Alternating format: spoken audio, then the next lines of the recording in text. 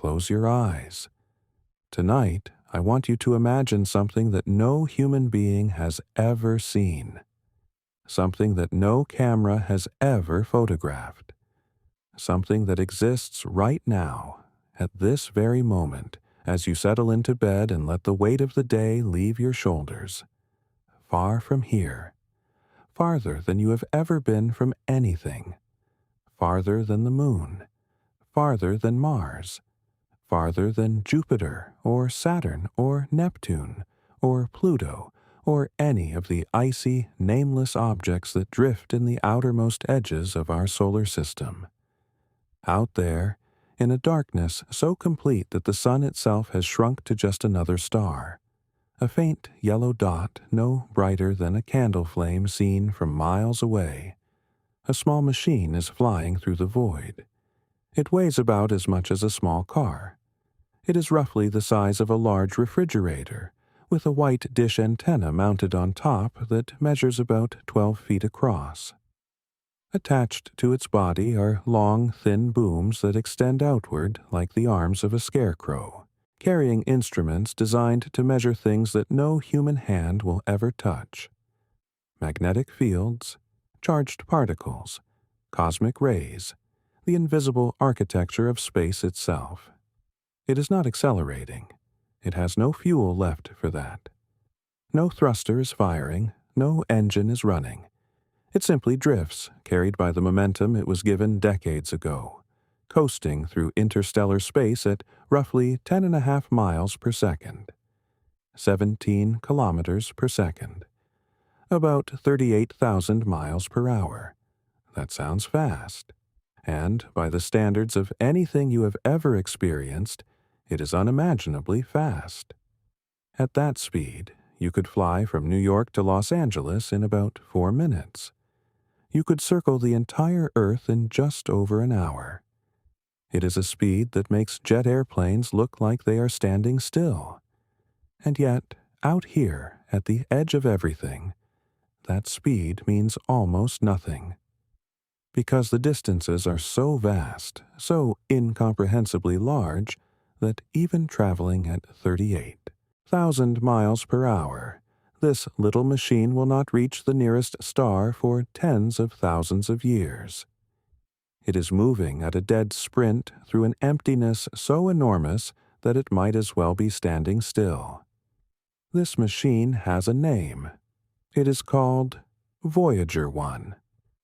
There is something about that name. Voyager.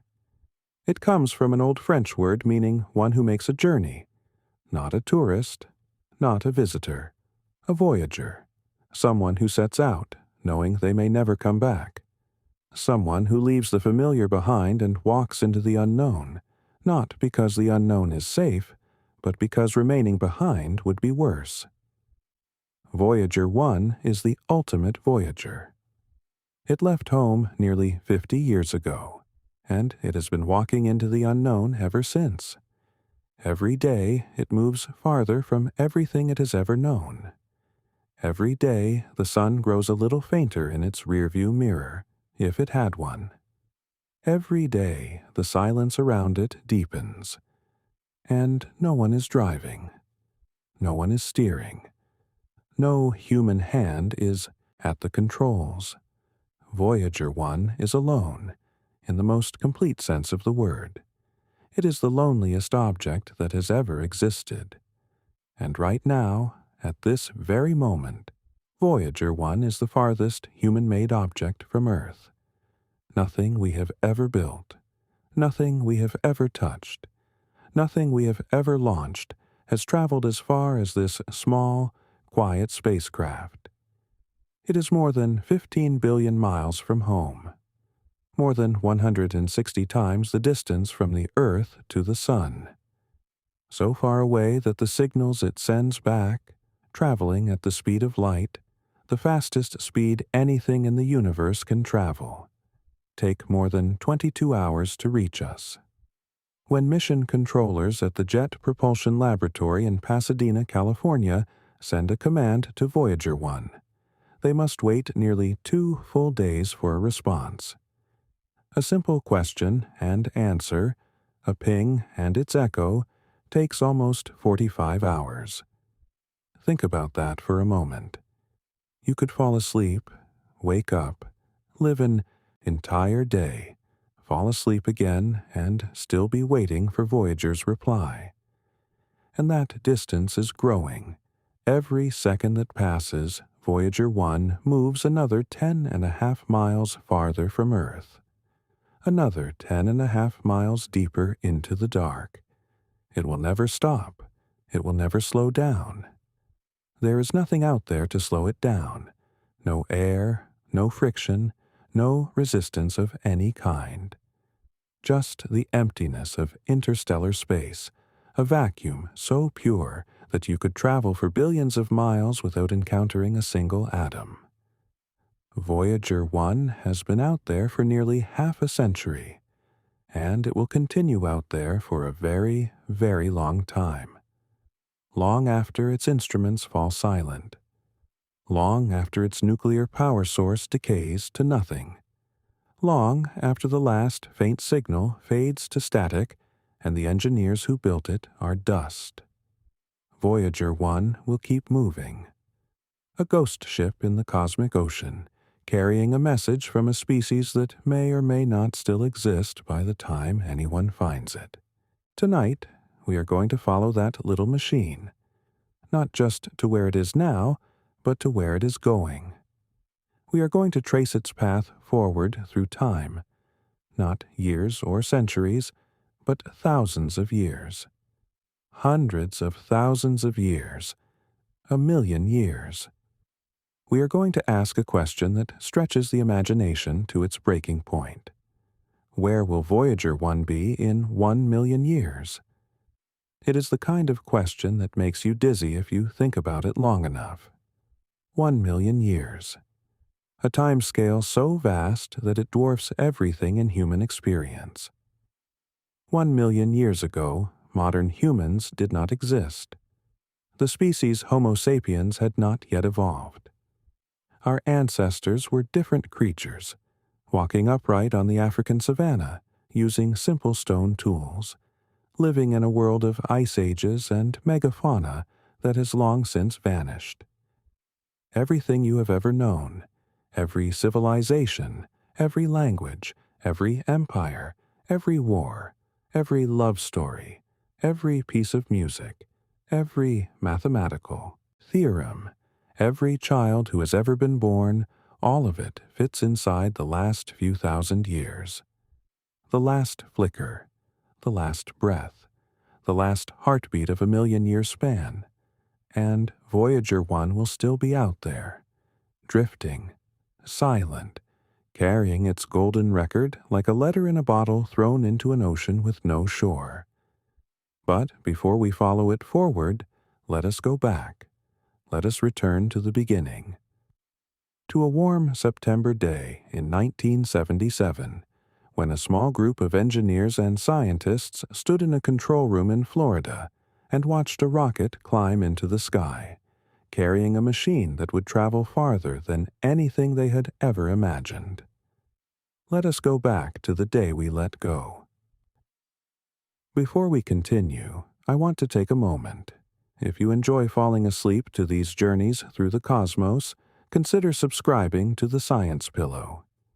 Every week, a new documentary arrives, designed to carry you gently through the wonders of the universe and into a peaceful sleep. All you need to do is press the subscribe button, and the stars will be waiting for you every night. You do not need to stay awake. You do not need to take notes. Just lie back, close your eyes, and let the universe do the rest. Now, let us begin at the beginning. Section 2. The Day We Let Go. To understand where Voyager 1 is going, you first need to understand where it came from. And to understand where it came from, you need to understand the time it was born in. Because Voyager 1 is a child of the 1970s, an era that shaped everything about the spacecraft, from its technology to its mission to the dreams it carried. The 1970s were a strange and fertile time for space exploration. The Apollo program had ended. The last astronaut had left the moon in December of 1972, and the great adventure that had defined the 1960s was over. The public had moved on. The budgets had been cut.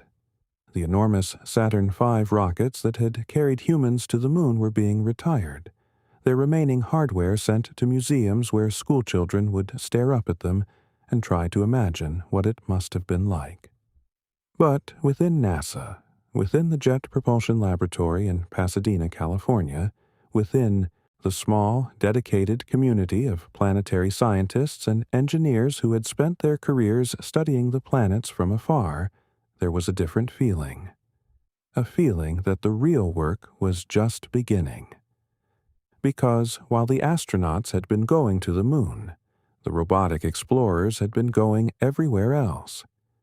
Mariner spacecraft had flown past Mercury, Venus, and Mars.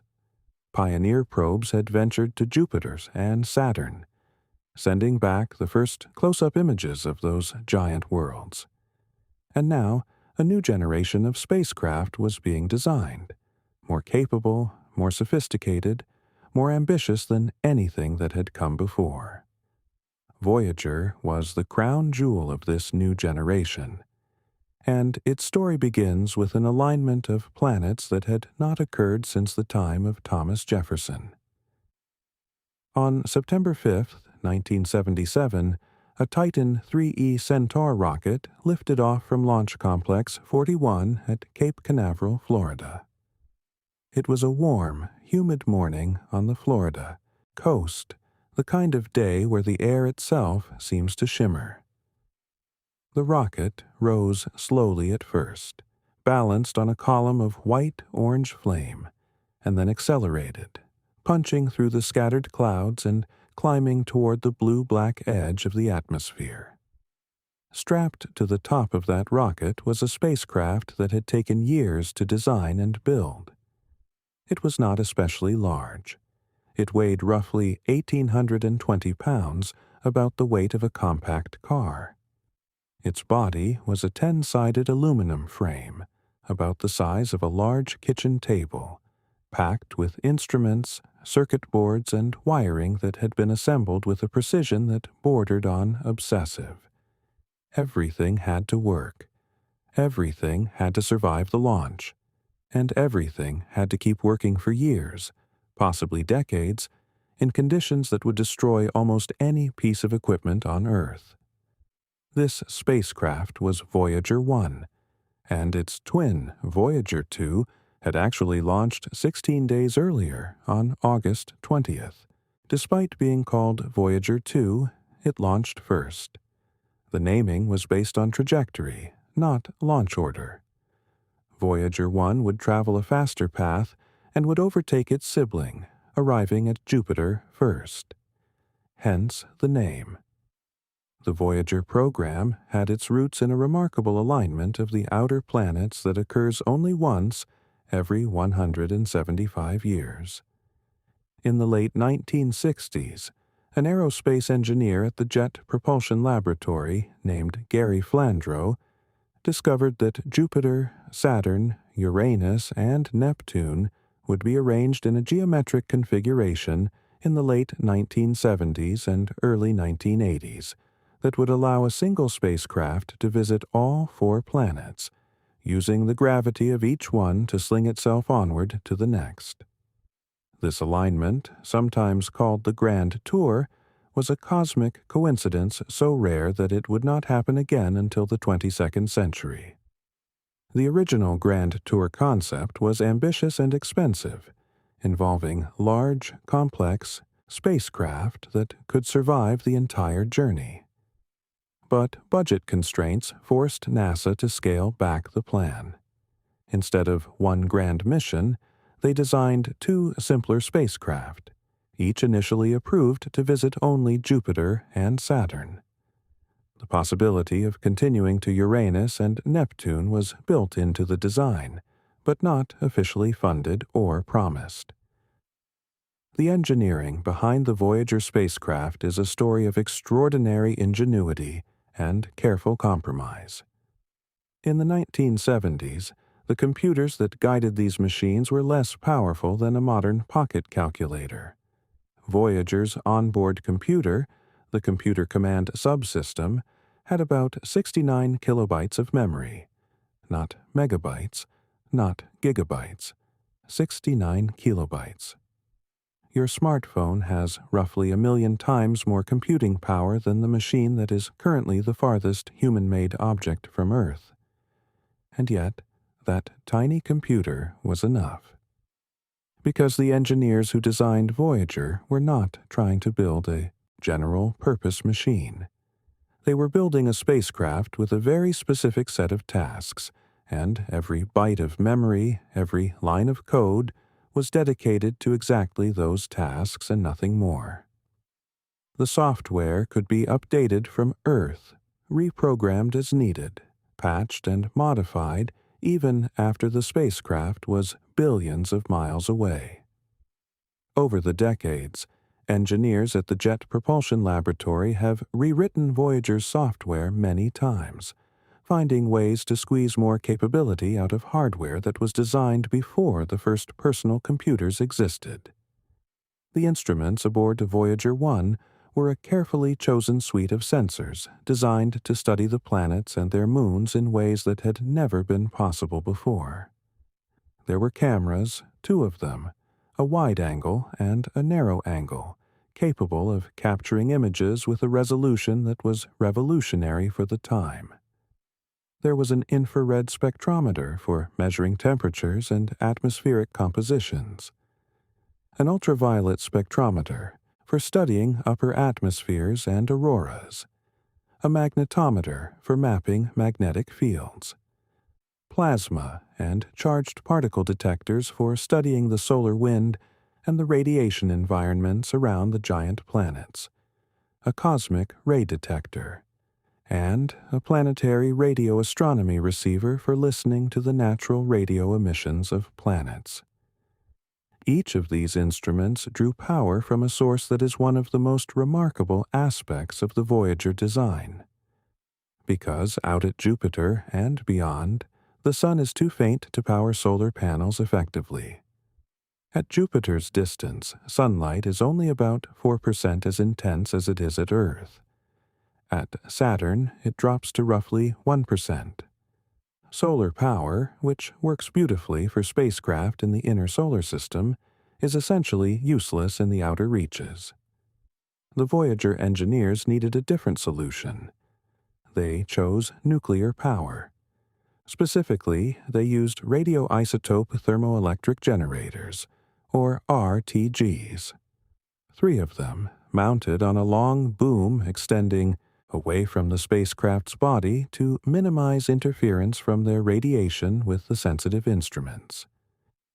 Each RTG contained a cylinder of plutonium-238, a radioactive isotope that generates heat as it decays. That heat was converted into electricity using thermoelectric materials, substances that produce a voltage when one side is hotter than the other. When Voyager 1 launched, its 3 RTGs produced about 470 watts of electrical power. That is roughly enough to power 4 or 5 household light bulbs. The entire Voyager spacecraft, with all its instruments, its computers, its radio transmitter, its heaters and actuators and motors, ran on less power than it takes to run a hairdryer. And the engineers made it work. They made it work brilliantly.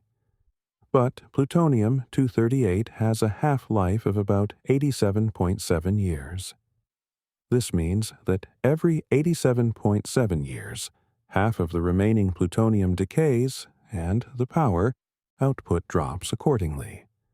By the time you are hearing this, nearly 5 decades after launch, Voyager 1's RTGs are producing only about 220 watts, and that number is still falling. Every year, the power drops by roughly 4 watts. The spacecraft is slowly, inexorably, running out of electricity. Think about that for a moment. The power source that has kept Voyager alive for nearly 5 decades is a few cylinders of radioactive metal, slowly decaying, atom by atom, converting mass into heat and heat into the tiny trickle of electricity that keeps the spacecraft's heart beating. It is one of the most elegant power sources ever designed.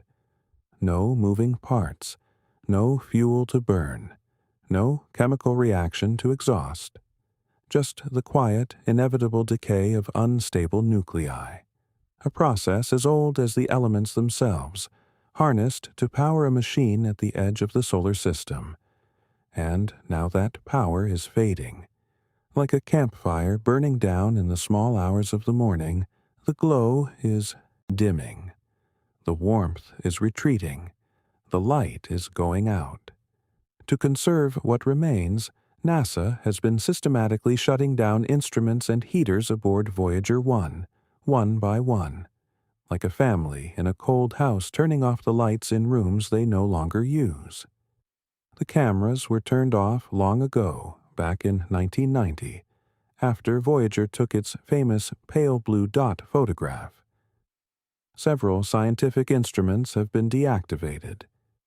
Heaters that kept certain components warm have been switched off, allowing parts of the spacecraft to cool to temperatures that were never tested during its design. And still, the engineers have kept the most essential systems running, squeezing every last watt from the decaying plutonium to maintain contact with a machine that is farther from home than anything humanity has ever built. By the mid-2030s, probably around 2036 or 2037, the power will drop below the level needed to operate any scientific instruments at all. Shortly after that, the transmitter will fall silent. The last faint signal from Voyager 1 will fade into the background noise of the cosmos, and for the first time in nearly 6 decades, there will be no way to communicate with the spacecraft. It will still be out there, still moving, still carrying its cargo, but it will be deaf and mute, a silent traveler in an ocean of silence. But we are getting ahead of ourselves. Before Voyager 1 fell silent, before it crossed the boundary of the solar system into interstellar space, before it became the loneliest object ever made, it did something extraordinary. It visited the giant planets. And what it found there changed everything we thought we knew about our solar system. Let us slow down. Let us take our time with this part of the story. Because the Voyager encounters with Jupiter and Saturn are among the greatest achievements of the space age, and they deserve to be savored. They are the reason Voyager exists. They are the purpose for which it was built. And the discoveries it made at those 2 giant worlds transformed our understanding of the solar system more profoundly than perhaps any other space mission in history. So settle in. Let your breathing find its natural rhythm. And let us travel together to the giant planets. Section 3. The Grand Tour. There is something almost magical about the concept of the Grand Tour. The idea that the planets, in their slow, independent orbits around the Sun, occasionally line up in a configuration that allows a single spacecraft to visit them all, one after another, using the gravity of each planet to bend its path and fling it onward to the next. It is as if the solar system, for a brief window of time, opens a highway through its outer reaches, a corridor that exists for only a few years before the planets drift apart and the window closes, not to open again for nearly 2 centuries. This alignment was not designed. It was not planned. It is simply a consequence of the mathematics of orbital mechanics, the fact that planets orbit at different speeds and different distances, and that occasionally, by sheer coincidence, Their positions create a pathway that a fast-moving spacecraft can follow. It is like catching a series of green lights on a long highway. Miss one, and you have to wait. Gary Flandreau, the engineer who discovered the alignment, recognized that it was an opportunity that could not be wasted, and NASA, despite the budget cuts and the post-Apollo malaise, recognized it too. The result was the Voyager program. 2 spacecraft, 2 chances. 2 small machines that would ride the grand tour alignment to the outermost planets, and then, if all went well, continue on into interstellar space. Voyager 1 took the fast path, and its first stop was Jupiter.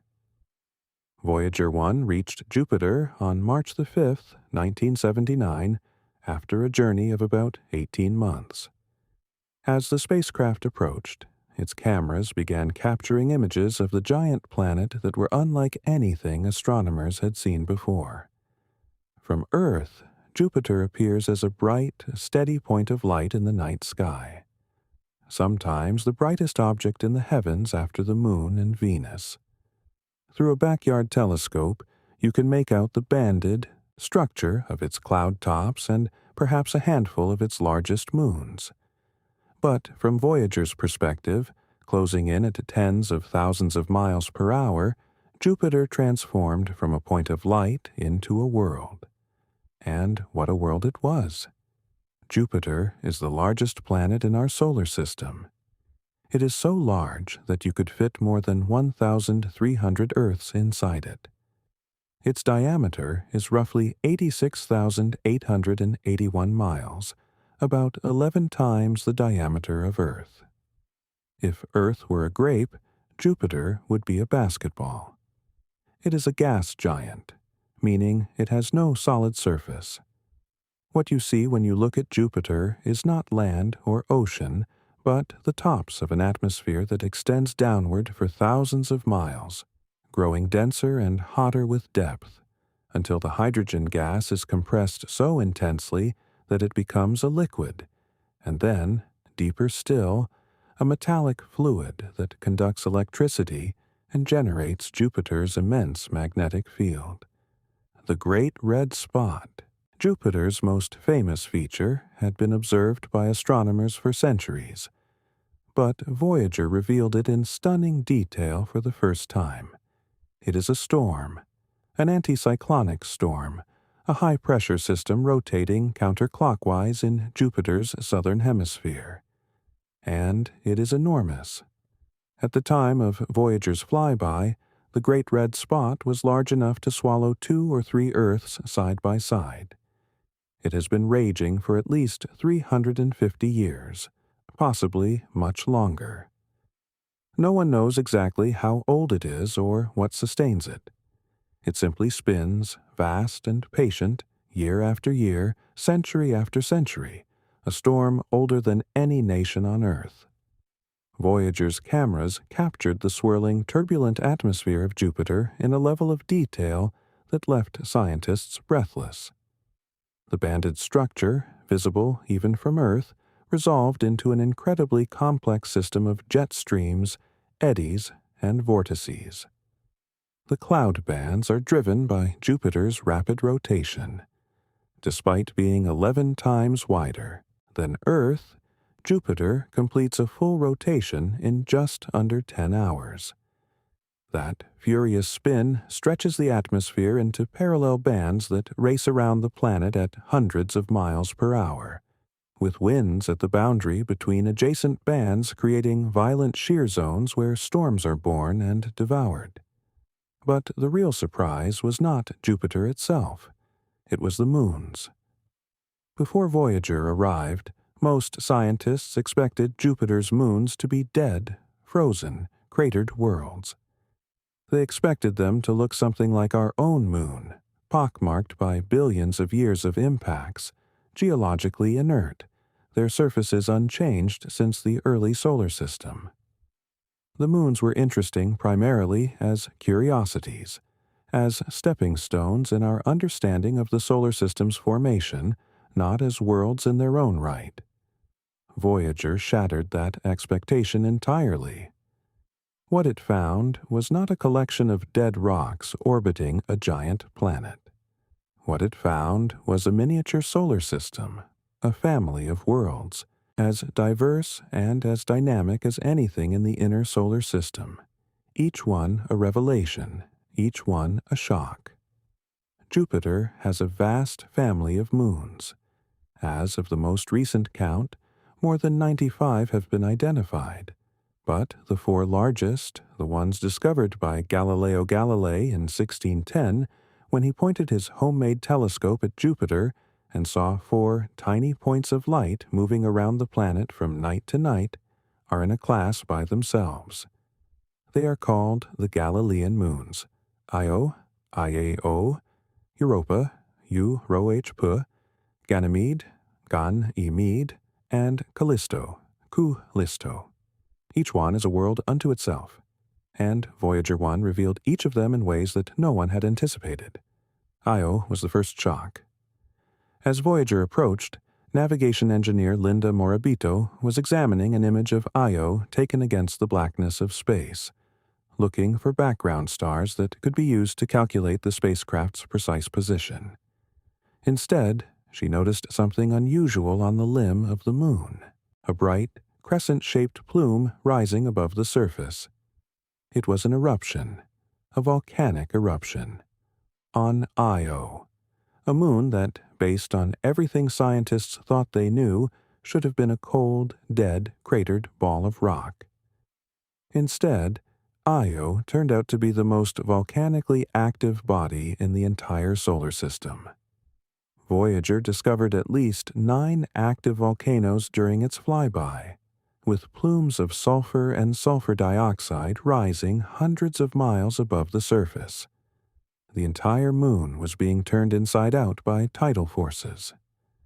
Jupiter's immense gravity, combined with the gravitational tug of the other large moons, flexes and kneads Io's interior, generating tremendous heat through friction. That heat melts rock deep inside the moon and drives it to the surface in continuous volcanic eruptions. The surface of Io is a hellscape of yellows, oranges, reds, and blacks, painted by sulfur compounds ejected from its volcanoes. There are no impact craters visible on Io's surface, because the constant volcanic resurfacing buries them as fast as they form. The entire surface is recycled on a timescale of perhaps 1,000,000 years or less. It is a world in constant transformation, perpetually remaking itself, a moon that looks more like a pizza than a planet, as one scientist famously quipped. The discovery of active volcanism on Io was one of those moments in science that reshapes your understanding of the universe. Before Voyager, we thought we understood how the solar system worked. Rocky bodies lose their internal heat over time. Small ones cool fast. Large ones cool slowly. But eventually, they all cool. They all become geologically dead. The Moon, Mercury, Mars, all had been active once in their youth, but all had quieted as their interiors cooled and solidified. A moon the size of Io, smaller than our own moon, should have been cold and dead for billions of years. But the scientists had forgotten about tides, not ocean tides, the kind you see at the beach, gravitational tides. The stretching and compressing of an entire world by the gravitational pull of a nearby giant planet. Jupiter's gravity kneads Io like dough, flexing its rocky interior back and forth with every orbit, generating heat through friction at a rate that more than compensates for the heat the small moon would otherwise lose to space. Io is being cooked from the inside, and the volcanoes are the result. Pressure valves releasing the pent-up heat in spectacular eruptions that paint the surface in sulphurous yellows and reds. It was a lesson in humility. The solar system had surprises that no one had anticipated, and Voyager was about to deliver another one. Europa was quieter, but in some ways more astonishing. Voyager's images revealed a moon covered in smooth white ice, crisscrossed by a network of dark, reddish-brown lines that stretched across its surface like cracks in an eggshell. There were almost no impact craters, which meant the surface was young, constantly being renewed. But unlike Io, there were no volcanoes. Something else was resurfacing Europa, something from below. Scientists quickly realized what it might be. Beneath Europa's icy shell, there was almost certainly a global ocean of liquid water. The dark lines on the surface were fractures in the ice, created by tidal flexing similar to what drives Io's volcanism, but less extreme. Through these cracks, warmer material from below welled up and refroze, creating the intricate pattern of ridges and grooves that Voyager photographed. A global ocean. Liquid water. Beneath the ice of a moon more than 400 million miles from the sun. The implications were staggering. Where there is liquid water, there is the possibility of life. Not the kind of life we see on the surface of Earth, basking in sunlight and breathing air, but something deeper, something older, something that might thrive in the dark, warm waters beneath Europa's frozen shell, fed by chemical energy from hydrothermal vents on the ocean floor, living in conditions not unlike those found at the bottom of Earth's own oceans. Voyager's brief flyby of Europa raised a question that scientists are still working to answer, decades later. Is there life beneath the ice of Europa? We do not know, but we know the question is worth asking. And we know that without Voyager, we might never have thought to ask it. Let that sink in for a moment. A spacecraft that was designed to photograph planets and study atmospheres accidentally discovered what may be the most promising habitat for extraterrestrial life in our solar system. A hidden ocean, warmed by tidal forces, shielded from radiation by a thick shell of ice, potentially rich in the chemical ingredients that life needs to emerge and thrive. And all of it orbiting a gas giant that is more than 400 million miles from Earth. Before Voyager, the search for life beyond Earth was focused almost entirely on Mars. After Voyager, the Tho-ite solar system suddenly seemed full of possibilities. Oceans hidden beneath icy shells, volcanic vents heating alien seafloors. Chemistry happening in places where no one expected chemistry to happen. The universe, it seemed, was more creative than we had given it credit for.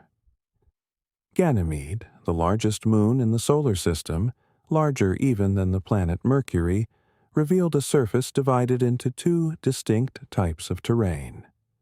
Old, dark, heavily cratered regions, and younger, lighter, grooved terrain that suggested tectonic activity at some point in the moon's past.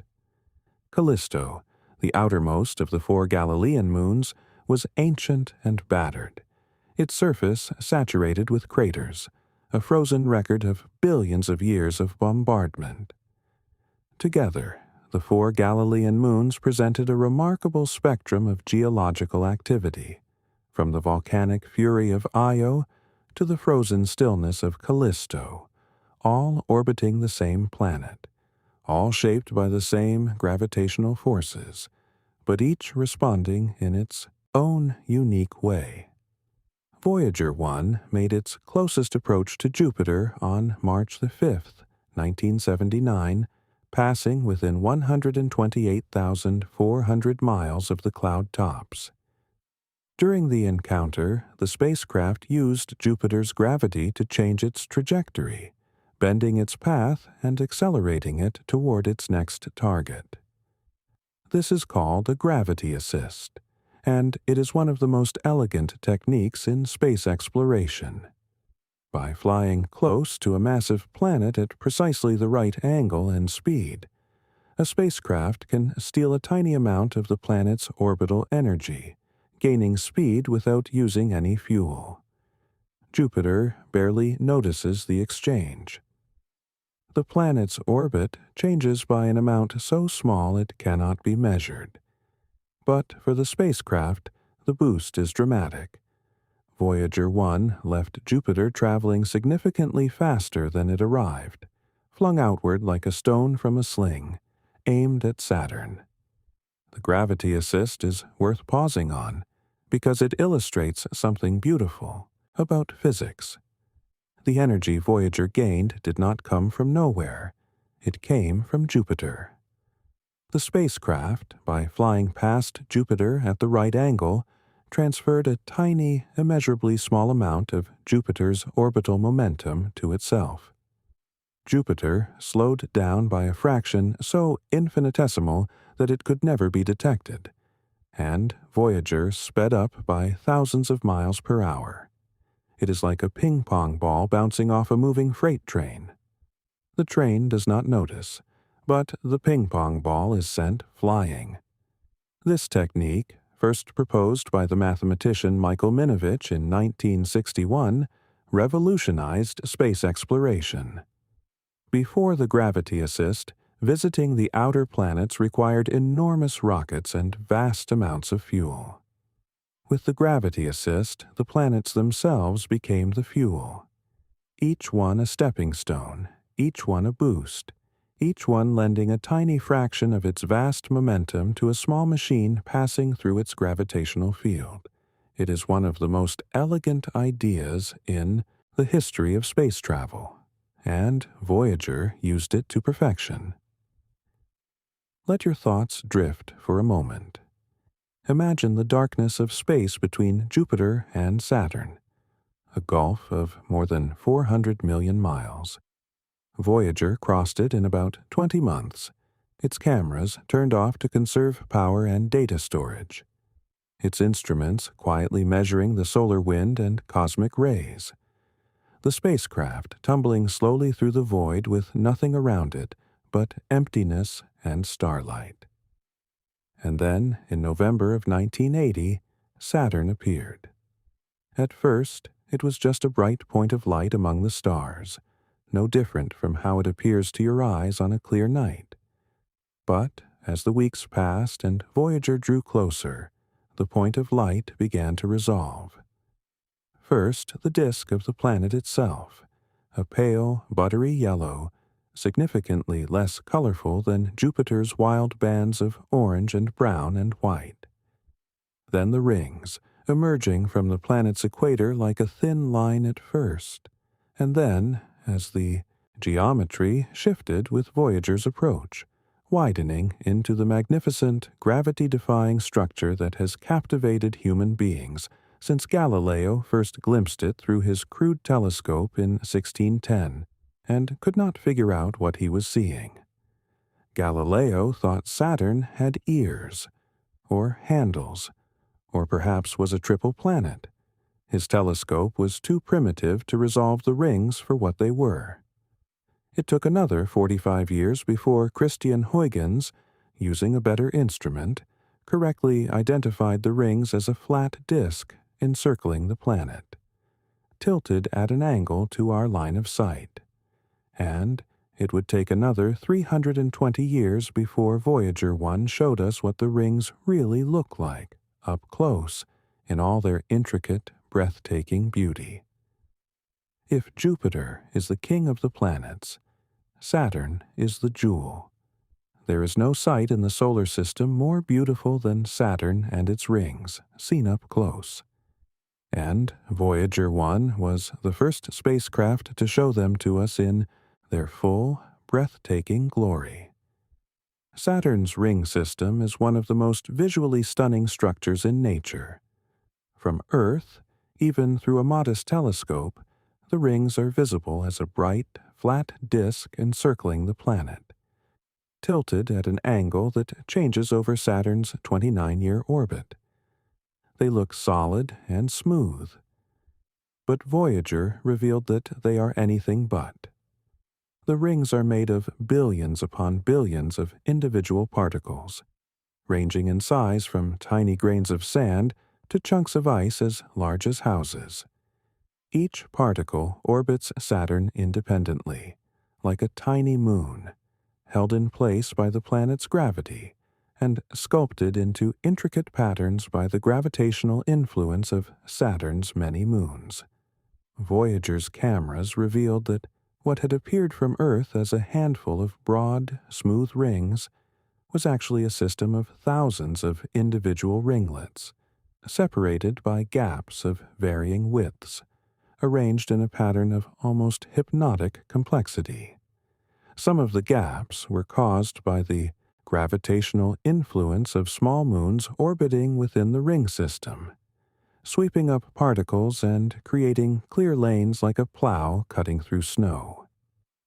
Others were caused by orbital resonances, regions where the orbital period of ring particles matched a simple fraction of the orbital period of one of Saturn's larger moons, creating gravitational perturbations that cleared the particles away over time. The rings are extraordinarily thin compared to their width. They stretch outward from Saturn for nearly 282,000 miles, but their thickness is typically only about 30 feet. If you could shrink the rings down to the size of a football field, they would be thinner than a sheet of paper. They are a structure of almost impossible flatness, a razor-thin disk of ice and rock encircling a world that is 9.5 times wider than Earth. And the rings are not permanent. This is something that scientists have come to understand more fully in the decades since Voyager's visit. The rings are slowly raining down onto Saturn's atmosphere, pulled inward by gravity and eroded by complex interactions with Saturn's magnetic field and upper atmosphere. At their current rate of decay, the rings may be gone entirely in 100 million to 300 million years. That sounds like a long time, but Saturn is 4.5 billion years old. The rings may be a relatively recent phenomenon, perhaps only 100 million to 200 million years old. They may have formed from the breakup of a moon or comet that ventured too close to Saturn's gravitational embrace and was torn apart by tidal forces. This means that we are lucky. We happen to exist at a moment in the solar system's history when Saturn has its rings. Beings who lived on Earth during the age of the dinosaurs may have looked up and seen a ringless Saturn, just another bright point of light among the wandering stars. And beings who live on Earth, or wherever we have gone, a billion years from now will see a Saturn without rings, its most beautiful feature dissolved and absorbed, a jewel stripped of its setting. We are witnessing something fleeting, something ephemeral, something beautiful precisely because it will not last. And Voyager 1 captured it in hundreds of photographs at a resolution that brought tears to the eyes of the scientists who first saw them. But Voyager's most consequential discovery at Saturn was not the rings. It was a moon called Titan. Titan is Saturn's largest moon, and the second largest moon in the solar system after Jupiter's Ganymede. It is the only moon in the solar system with a thick, substantial atmosphere. And it was this atmosphere that changed everything. Before Voyager arrived, scientists knew that Titan had an atmosphere. Ground-based observations had detected the spectral signature of methane in its gaseous envelope. But no one knew how thick the atmosphere was or what it looked like beneath the orange haze. Voyager 1 was targeted to fly very close to Titan, passing within just 4,000 miles of its surface, specifically to study this mysterious world. What Voyager found was astonishing. Titan's atmosphere was not thin and wispy like the atmospheres of other moons. It was thick, very thick. The surface pressure on Titan turned out to be roughly 50% higher than the surface pressure on Earth. If you could stand on Titan's surface, you would feel the weight of 50% more atmosphere pressing down on you than you do right now. And the atmosphere was composed primarily of nitrogen, the same gas that makes up 78% of Earth's atmosphere. The rest was methane and trace amounts of other hydrocarbons. This was extraordinary. Here was a moon, orbiting a planet nearly 1 billion miles from the Sun, with an atmosphere denser and more Earth-like in composition than any other body in the solar system besides Earth itself. The orange haze that shrouded Titan was a photochemical smog, produced when ultraviolet light from the distant Sun broke apart methane molecules in the upper atmosphere, and the fragments recombined into complex organic compounds called tholins that drifted downward like a constant, gentle rain. Voyager's cameras could not see through the haze. The surface of Titan remained hidden, an orange mystery.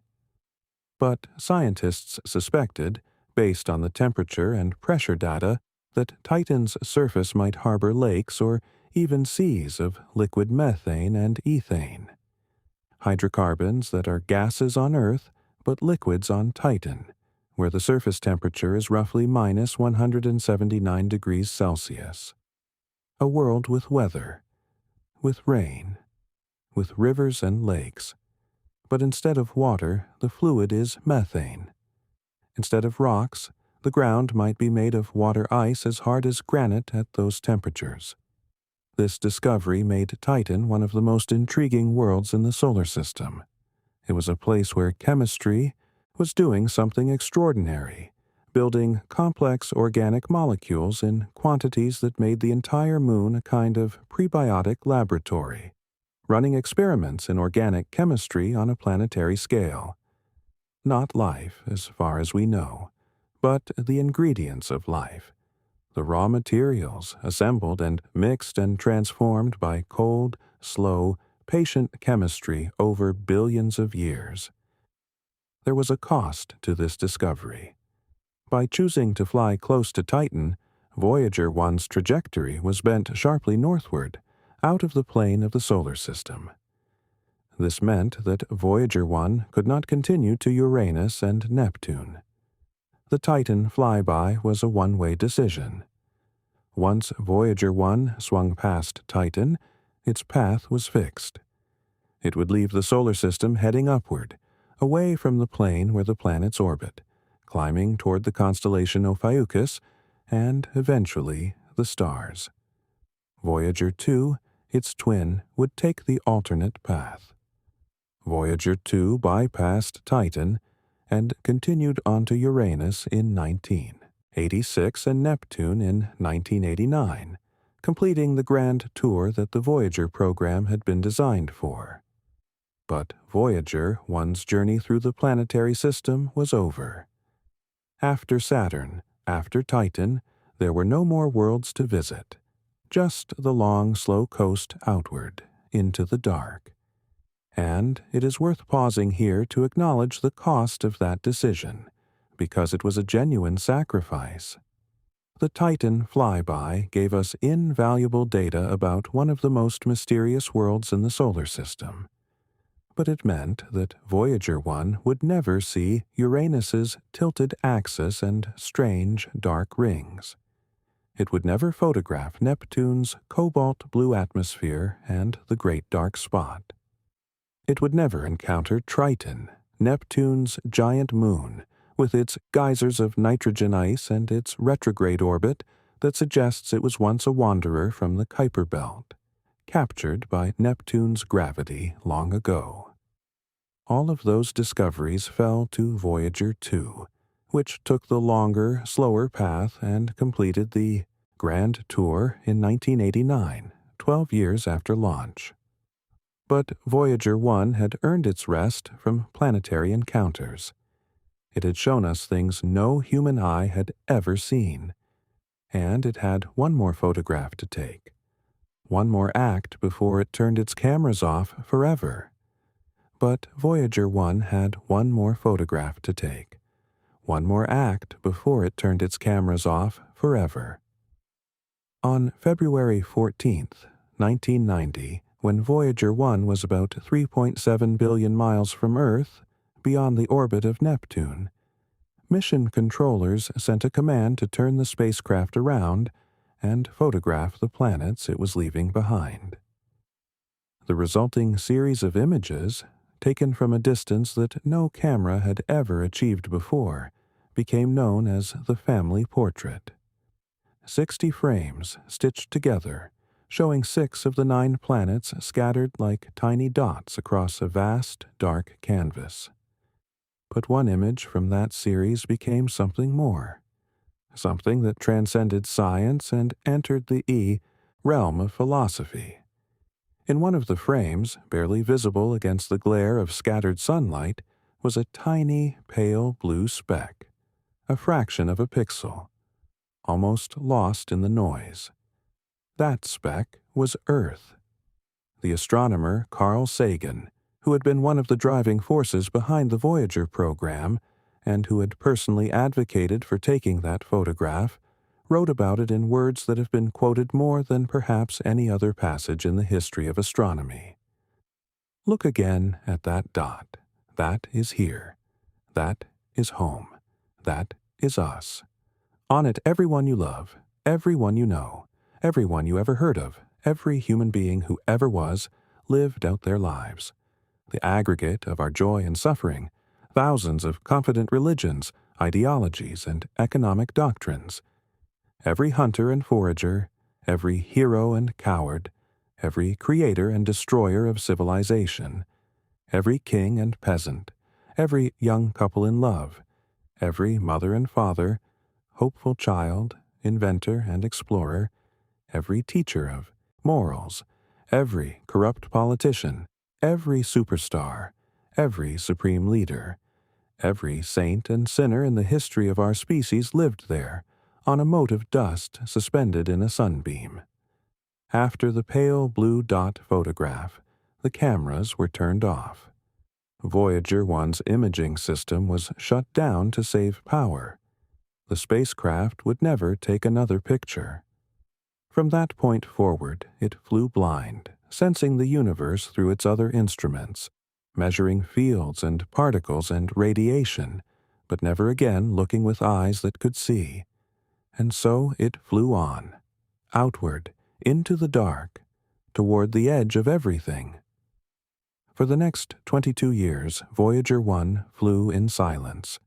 Or rather, it flew without eyes. Its other instruments continued to operate, measuring the solar wind, counting cosmic rays, mapping the sun's magnetic field as it stretched thinner and thinner with distance. The data it sent back was not dramatic. There were no photographs of swirling storms or volcanic moons, just numbers. Columns of numbers, transmitted at the painfully slow rate of 160 bits per second, traveling at the speed of light across the growing void, arriving at Earth's largest radio dishes as whispers so faint that they had to be plucked from the cosmic background noise by some of the most sensitive receivers ever built. But those numbers told a story of a spacecraft slowly approaching a boundary that no one had ever crossed. A boundary where the sun's influence ends and the galaxy begins. Section 4. The Edge of Everything. To understand where Voyager 1 went after its cameras fell silent, you need to understand what the edge of the solar system actually means. Because the solar system does not have a clean, sharp boundary. There is no line painted on the void, no fence, no wall. The transition from inside to outside is gradual, blurred, and defined differently depending on what you choose to measure. The simplest way to think about the solar system is the region dominated by the sun's gravity. By that measure, the solar system extends fantastically far out to the Oort cloud, a vast spherical shell of icy bodies that surrounds the sun at distances of perhaps 2,000 to 100,000 astronomical units. 1 astronomical unit is the distance from the Earth to the sun, about 93 million miles. So the outer edge of the Oort cloud may be nearly 100,000 times farther from the Sun than the Earth is. At that distance, the Sun's gravity is still strong enough to hold icy bodies in loose, slow orbits, but only barely. The gravitational pull of passing stars and the tidal forces of the galaxy itself can nudge these objects out of their orbits, sending some of them plunging inward toward the Sun as long-period comets, and others drifting away into interstellar space forever. Voyager 1 has not yet reached the Oort cloud, not even close. At its current distance of roughly 165 astronomical units from the Sun, Voyager has barely left the Sun's doorstep by Oort cloud standards. It will not enter the inner edge of the Oort cloud for roughly another 300 years, and it will not exit the outer edge of the Oort cloud for perhaps another 30,000 years. For all its speed, for all the decades of travel, Voyager 1 is still deep inside the Sun's gravitational domain. But there is another boundary, a different kind of edge, not gravitational but physical. It is defined not by gravity but by the solar wind, the constant stream of charged particles that flows outward from the Sun in all directions at speeds of roughly 1 million miles per hour. The Sun is not just a ball of light. It is a star, and, like all stars, it is constantly shedding material into space. The solar wind is a flow of protons and electrons, stripped from hydrogen atoms in the Sun's outer atmosphere, the corona, and flung outward by the tremendous heat and magnetic forces at the solar surface. This wind is not gentle. It is a supersonic plasma, a river of charged particles racing outward at hundreds of kilometers per second, carrying the Sun's magnetic field with it like a net dragged through water. As the solar wind flows outward, it inflates a vast bubble in interstellar space. This bubble is called the heliosphere. Inside the heliosphere, the dominant medium is the solar wind. The particles you encounter are particles from the Sun. The magnetic field is the Sun's magnetic field, stretched and twisted and carried outward by the flowing plasma. Inside the heliosphere, you are, in a very real sense, inside the Sun's atmosphere. You are bathed in the Sun's breath. But the heliosphere is not infinite. The solar wind, powerful as it is near the Sun, weakens with distance. As it spreads out over an ever larger sphere, its density and pressure decrease. Eventually, at a great distance from the Sun, the outward pressure of the solar wind drops to the point where it can no longer push back against the pressure of the interstellar medium, the thin gas and dust that fills the space between the stars. At that boundary, the solar wind slows from supersonic to subsonic speeds, piles up, and eventually stops. This boundary is called the heliopause. The heliopause is, in a meaningful sense, the true edge of the Sun's atmosphere. Inside it, you are inside the Sun's domain. Outside it, you are in interstellar space, in the space between the stars, in the void. And it was this boundary that Voyager 1 crossed in 2012. Before we talk about the crossing itself, let us take a moment to appreciate what it means to stand at the edge of the heliosphere, if standing were possible in such a place. Imagine yourself there at the heliopause, roughly 122 astronomical units from the Sun, 11 billion miles from home. The Sun is still visible, a bright star, brighter than any other star in the sky, but no longer the blazing disk you know from Earth. It is a point of light. Brilliant, yes, but a point. You could blot it out with your thumb held at arm's length. And all around you, in every direction, stars fill the sky. Not just the familiar constellations, which would look almost exactly the same from this distance because the stars that form them are so much farther away, but a richness, a density of starlight that would make the sky feel full. Because out here there is no atmosphere to scatter light, no city, glow to wash out the faintest stars. The sky is black and brilliant and impossibly deep. And somewhere in that blackness, invisible to any eye, a boundary exists. On one side, the sun's wind still flows, still pushes, still carries the sun's magnetic field outward. On the other side, the interstellar medium reigns. Different particles, different magnetic fields, different origins, a different ocean. Voyager 1 approached that boundary slowly over years, and then it crossed. The crossing was not sudden. It was a gradual transition that scientists debated for months.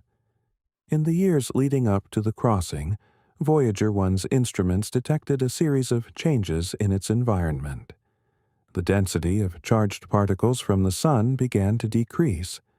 The density of cosmic rays, high-energy particles from outside the solar system, began to increase. The magnetic field shifted. The plasma environment changed. On August 25, 2012, Voyager 1's instruments recorded a dramatic and permanent change. The density of solar wind particles dropped to near zero. The density of interstellar cosmic rays jumped sharply. The magnetic field changed character, becoming smoother and more uniform, consistent with what scientists expected from the interstellar medium. After years of anticipation and months of uncertainty, NASA officially announced in September 2013, after careful analysis of the data, that Voyager 1 had crossed the heliopause and entered interstellar space. It was the first human-made object ever to do so. The news spread slowly, carefully, because the scientists wanted to be absolutely certain before making the announcement. The data was examined and re-examined. Alternative explanations were considered and ruled out. The scientific paper was reviewed by independent experts.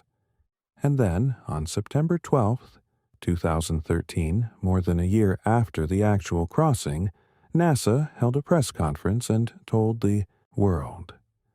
Voyager 1 had left the building. It was in interstellar space. For the first time in the 4.5 billion-year history of our solar system, something from inside had crossed the boundary and entered the space beyond. The moment was historic. And yet, to the public, it was strangely quiet. There were no parades, no speeches by presidents, no live television coverage watched by millions. A few news articles, a few social media posts, a brief flurry of interest, and then the world moved on to other things. Perhaps this is because the crossing was invisible. There was nothing to see. No photograph of a boundary being crossed. No dramatic fireworks or celebration. Just numbers on a screen, measurements of plasma density and cosmic ray flux, changing from one set of values to another.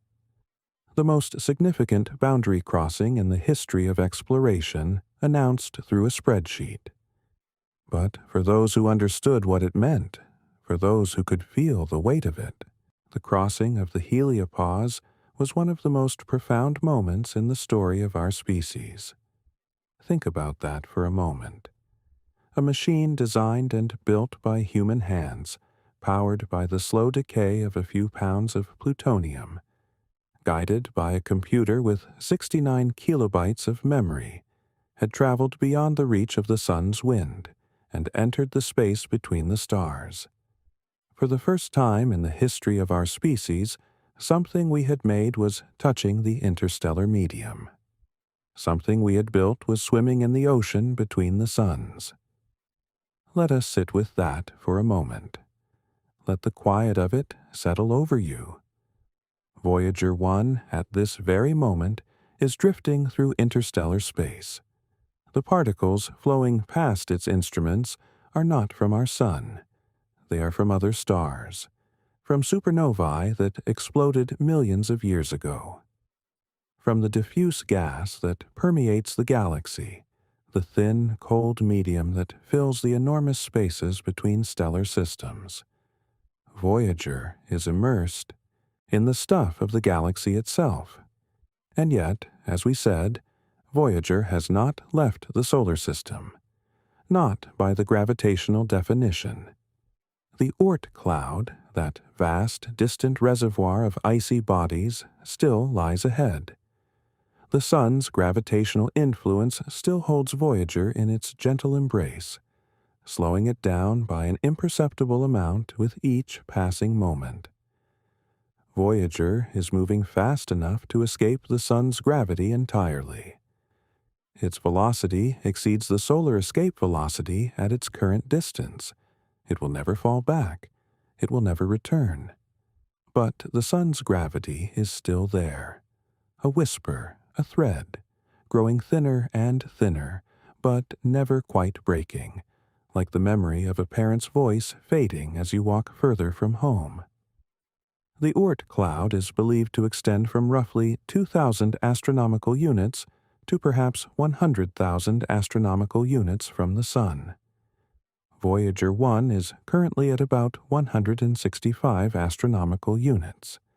At its current speed, it will reach the odd, inner edge of the Oort cloud in roughly 300 years, and it will spend perhaps 30,000 years crossing through it, through that vast, sparse halo of icy bodies, each one a frozen relic from the formation of the solar system 4.5 billion years ago. The Oort cloud is so diffuse, so thinly populated, that the chance of Voyager actually hitting one of these icy bodies is essentially zero.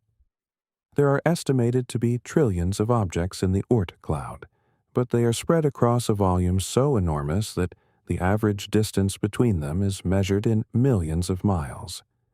Voyager will pass through the Oort cloud the way a single dust mote passes through an empty cathedral.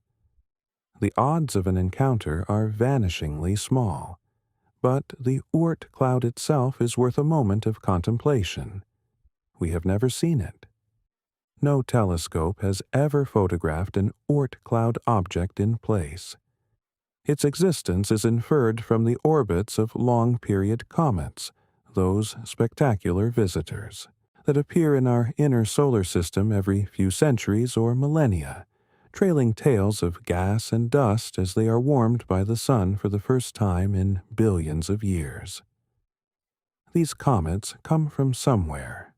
Their orbits, traced backward, point to a vast spherical reservoir surrounding the Sun at enormous distances.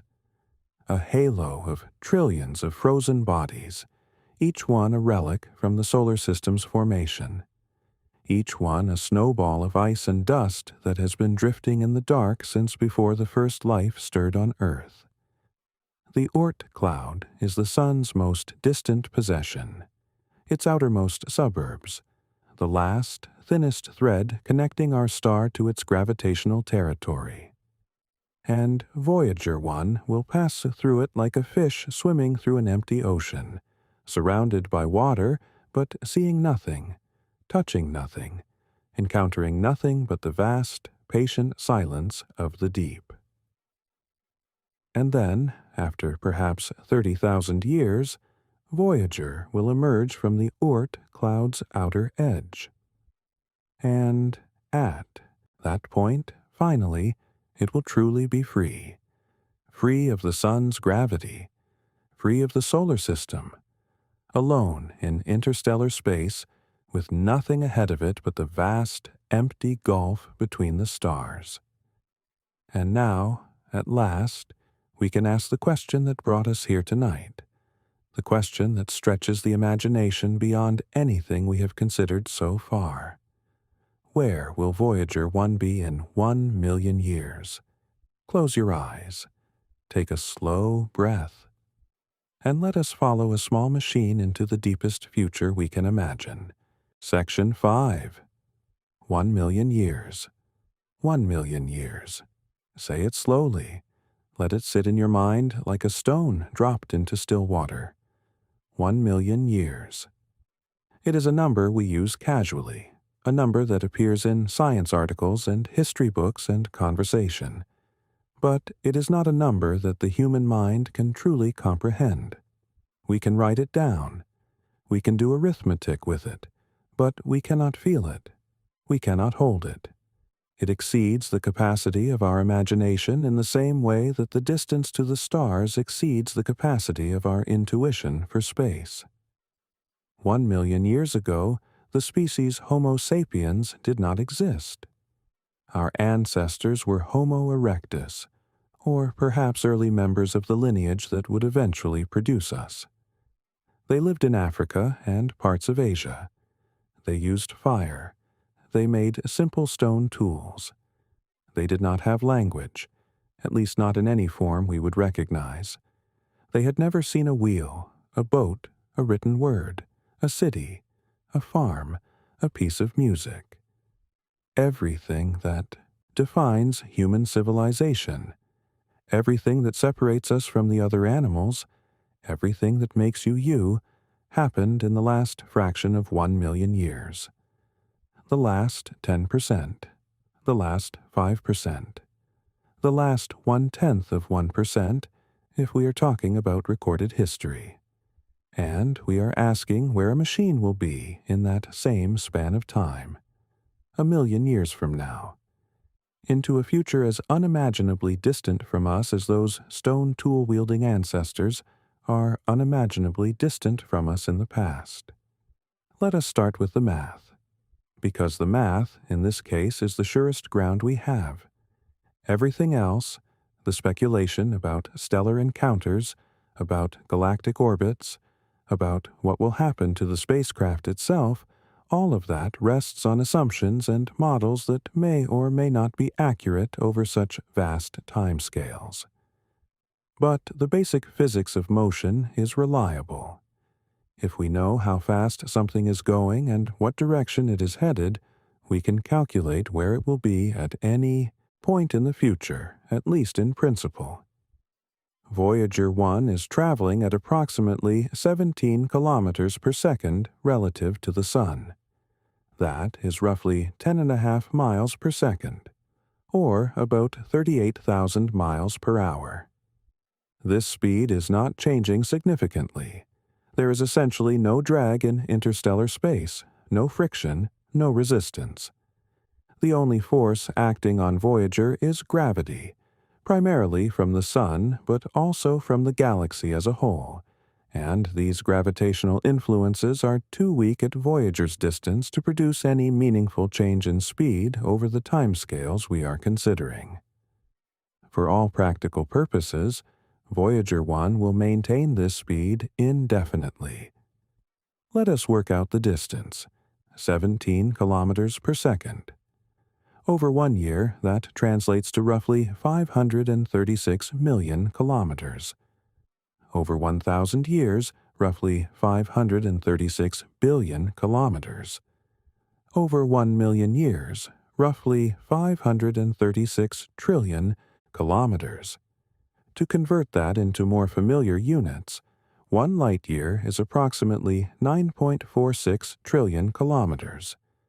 So, in 1,000,000 years, Voyager 1 will have traveled roughly 56,700 light years from the Sun. Let that number settle.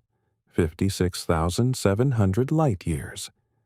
That number is so large that it almost refuses to mean anything.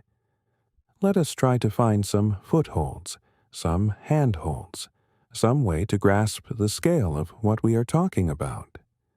If you sent a radio signal from Earth right now, traveling at the speed of light, the fastest speed anything in the universe can achieve, it would take 56,700 years to reach the point where Voyager 1 will be in 1,000,000 years.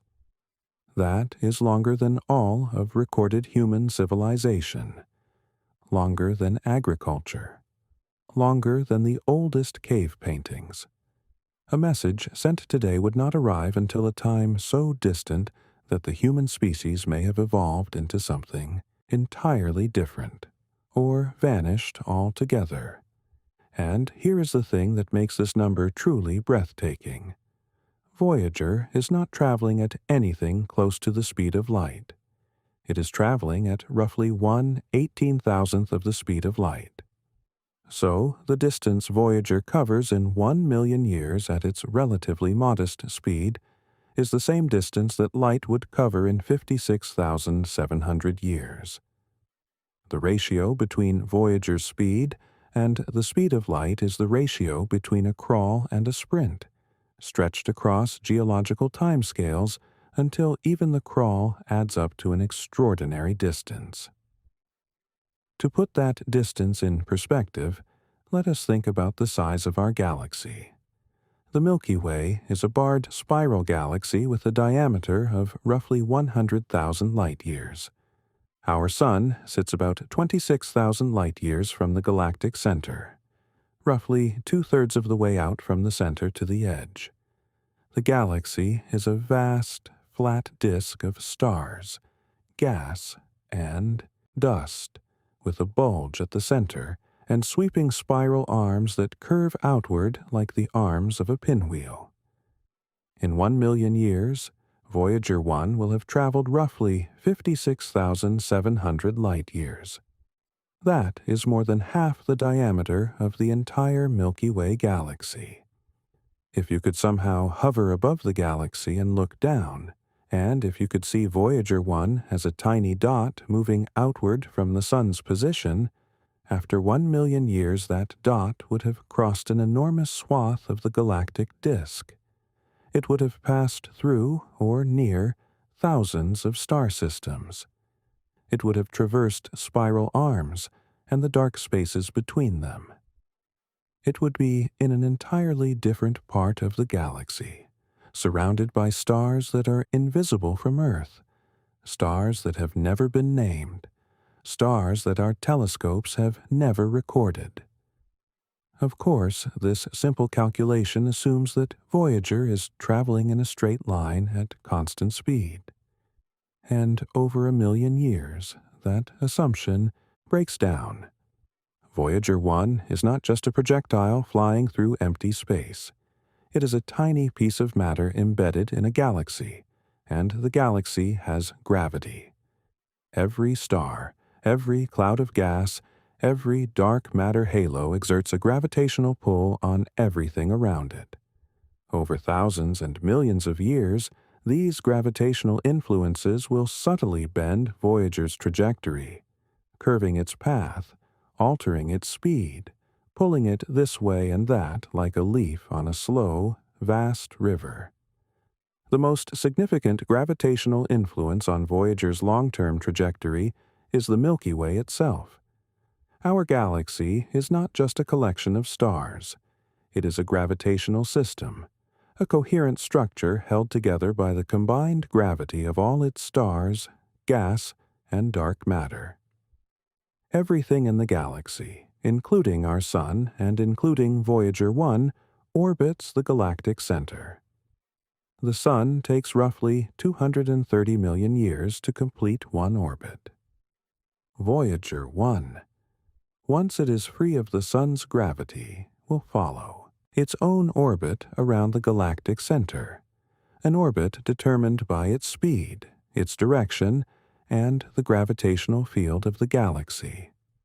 Over 1 million years, Voyager will complete only a tiny fraction of a galactic orbit. 230 million years for one orbit means that in 1 million years, Voyager moves through roughly 1/230th of its orbit. Less than half a degree, a barely perceptible arc. But even that tiny arc means that Voyager's trajectory is not a straight line. It is a very gentle curve, bending slowly toward the galactic center under the influence of the galaxy's gravity. But long before Voyager completes any meaningful fraction of its galactic orbit, something else will happen.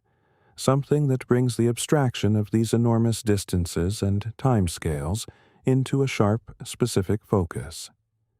Voyager 1 will pass near other stars, not collide with them. The chance of Voyager actually hitting a star is so small as to be effectively zero.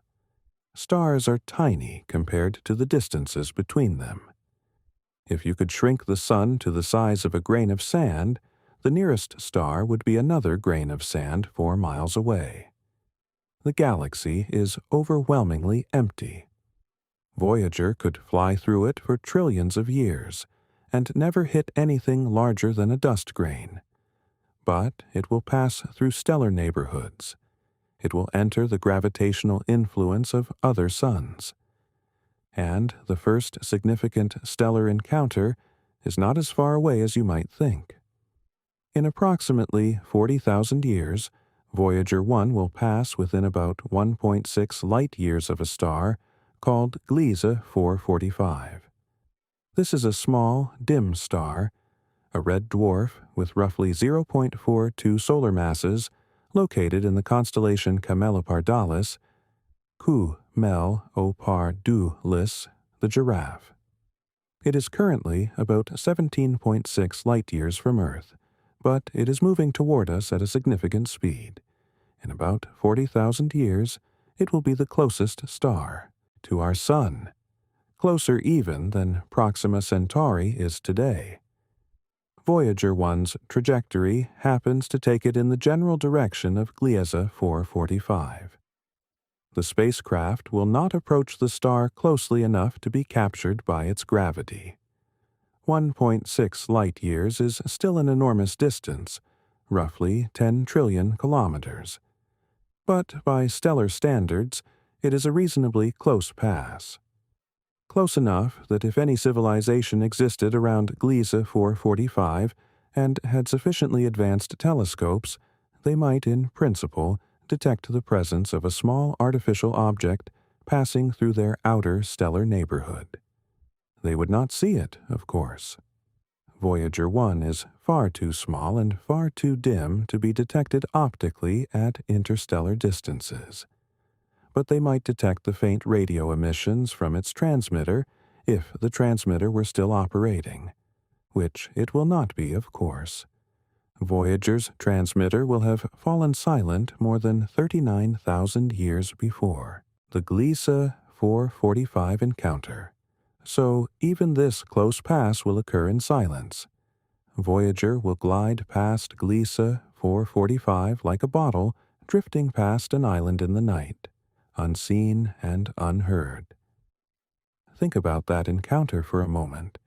40,000 years from now. That is roughly twice the span of time since the last ice age, since woolly mammoths roamed the earth and human beings painted bison on cave walls in southern France. Double that span. Project it forward. And, at the end of it, Voyager 1 will be flying past a star. What will be happening on Earth in 40,000 years? No one can say. We cannot predict what will happen next year with any reliability, let alone in 40 millennia. Civilizations may have risen and fallen a dozen times. Humanity may have spread to other worlds. We may have engineered our own evolution, becoming something unrecognizable. Or we may be gone entirely. Our cities crumbled to dust, our species extinct, our planet carrying no memory of us except fossils in the rock and a faint, anomalous signature of industrial pollution in a thin geological stratum. But Voyager 1 will still be there, still moving, still carrying its golden record, passing through the neighborhood of a star that the people who built it never knew would be important. A star that would not become the Sun's nearest neighbor for another 40,000 years. The irony is almost poetic. Voyager is flying toward a rendezvous that was written in the motions of the stars, a meeting that was determined not by human planning but by galactic dynamics, by the slow, majestic drift of suns through the galaxy. The stars are moving. The sun is moving. Gliese 445 is moving, and Voyager is moving, and their paths, traced forward through time, converge in the darkness of the far future, for a meeting that neither side will notice. After Gliese 445, Voyager will continue onward, deeper into the galaxy. And here is where the story becomes increasingly speculative, because predicting Voyager's trajectory over hundreds of thousands of years requires knowing the positions and motions of billions of stars. And our knowledge of the galaxy is not nearly detailed enough for that level of precision. We know the general direction Voyager is heading. We know its speed. We can calculate its approximate position at various times in the future. But the exact sequence of stellar encounters, the precise gravitational perturbations from passing stars and gas clouds, the detailed path through the galaxy's gravitational field, all of these become increasingly uncertain as we project farther into the future. What we can say with confidence is that over 1 million years, Voyager 1 will pass through or near many star systems. The average distance between stars in our region of the galaxy is roughly 4 to 5 light years. Voyager, traveling at 17 kilometers per second, covers about 1 light year every approximately 17,600 years. Over 1 million years, that is roughly 57 light years of travel, which means Voyager will pass through roughly 11 or 12 stellar neighborhoods, if we define a neighborhood as the region within a light year or two of a star. Most of these stars will be ordinary. Red dwarfs, the most common type of star in the galaxy, making up roughly 70 to 80% of all stars. Some might be sun-like stars. A few might be binary systems or even systems with known planets. None of them will capture Voyager. The gravitational pull required to capture an object moving at 17 kilometers per second would require an extraordinarily close approach to a very massive object, and the probability of such an approach is vanishingly small. Instead, each stellar encounter will give Voyager a tiny gravitational nudge, a slight change in direction, a minuscule change in speed. These nudges will accumulate over time, gradually, altering Voyager's trajectory in ways that are impossible to predict with precision. Over millions of years, Voyager's path will become increasingly chaotic, not in the sense of wild or erratic, but in the mathematical sense. Sensitive to initial conditions and impossible to predict exactly beyond a certain time horizon.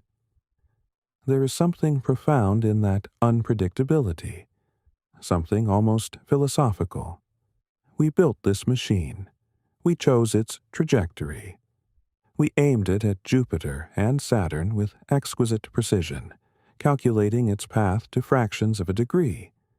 And now, projected forward through time, our precision dissolves. The careful aim becomes an approximation. The calculated trajectory becomes a cloud of possibilities, widening with every 1,000 years, until after 1 million years we simply do not know where it will be. Not exactly, not precisely. We know the general region, we know the approximate distance, but the exact location, the exact star it will be nearest to, the exact direction it will be heading, all of that is lost in the fog of gravitational complexity. We launched it with certainty. It will arrive wherever it arrives with mystery. The machine that was once the most precisely tracked object in the solar system will become, over cosmic timescales, the most untraceable.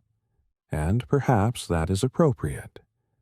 Perhaps it is fitting that a message meant for the unknown should itself become unknown. That a letter thrown into the cosmic ocean should eventually lose its return address. And what about Voyager itself? What will happen to the physical spacecraft over 1 million years? This is a question that ventures into territory where we have no direct experience. No human-made object has ever endured for 1 million years.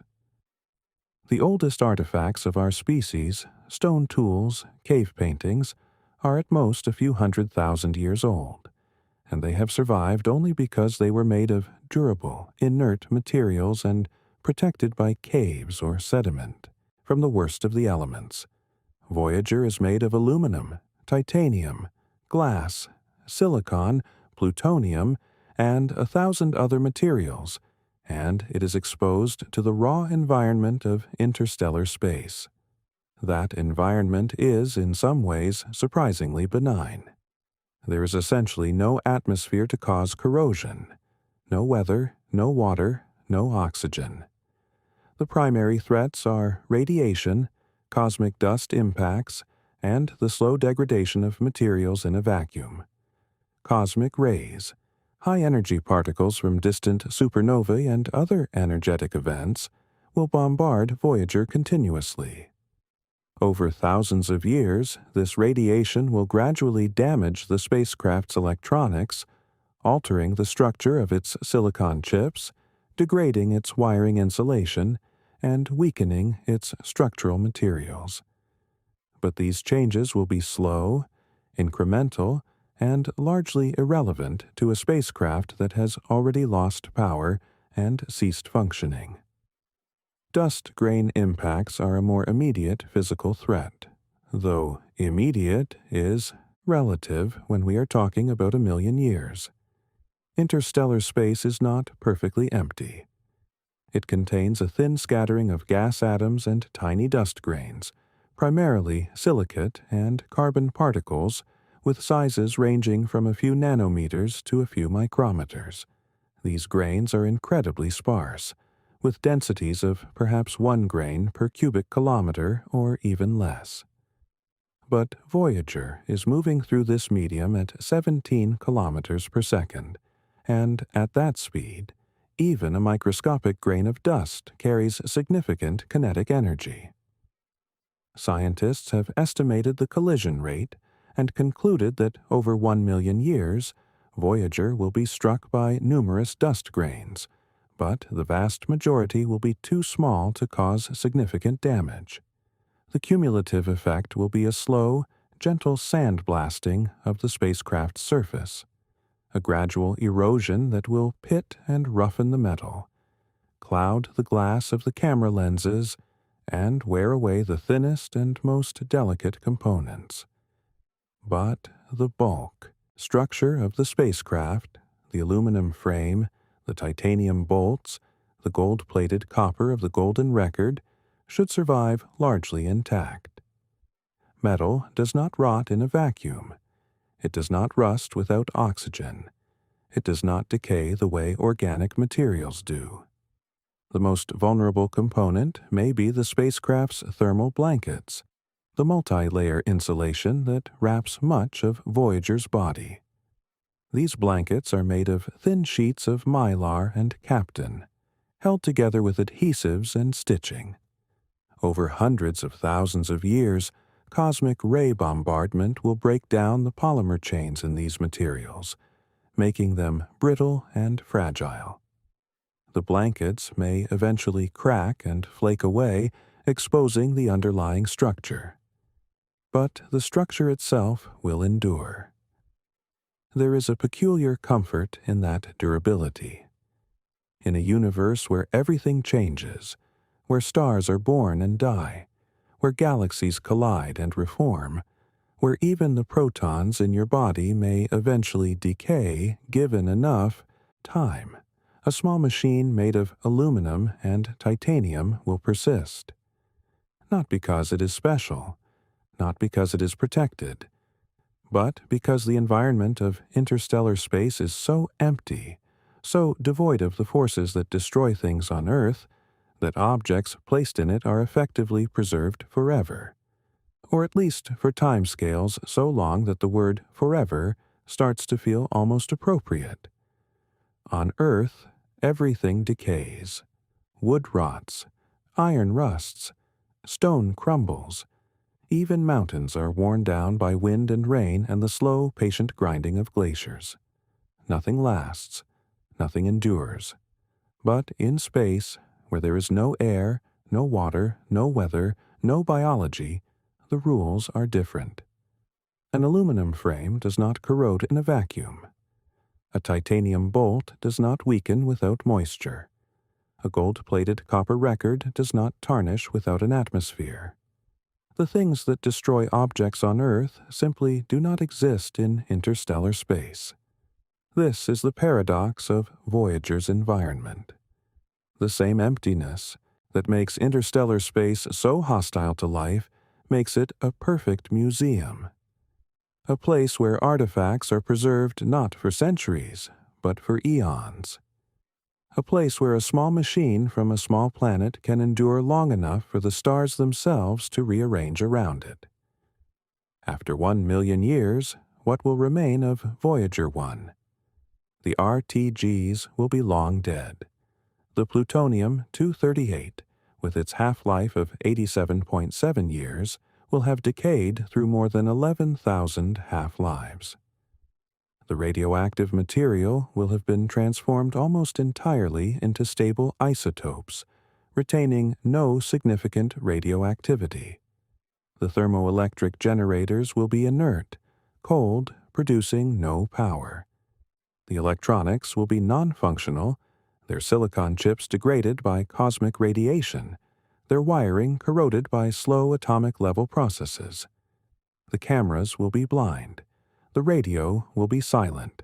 The computers will be dead. But the structure will survive. The aluminum frame. The titanium bolts. The antenna dish. The instrument booms. Scarred and pitted by 1,000,000 years of micrometeorite impacts, stripped of its thermal blankets, darkened and worn, but recognizable. Still a machine. Still clearly artificial. Still bearing the unmistakable signature of intelligent design. And, on one side of the spacecraft, mounted on a bracket and protected by a metal cover, a 12-inch golden disc will still be there.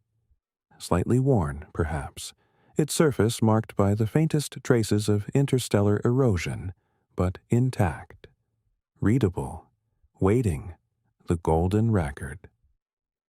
Let us pause here. Let us sit with this image for a moment, the way you might sit at a window on a quiet evening, watching the last light fade from the sky. 1,000,000 years from now, a small, battered machine will be drifting through a part of the galaxy we have never mapped, surrounded by stars we have never named. Its cameras will be blind. Its radio will be silent. Its computers will be dark.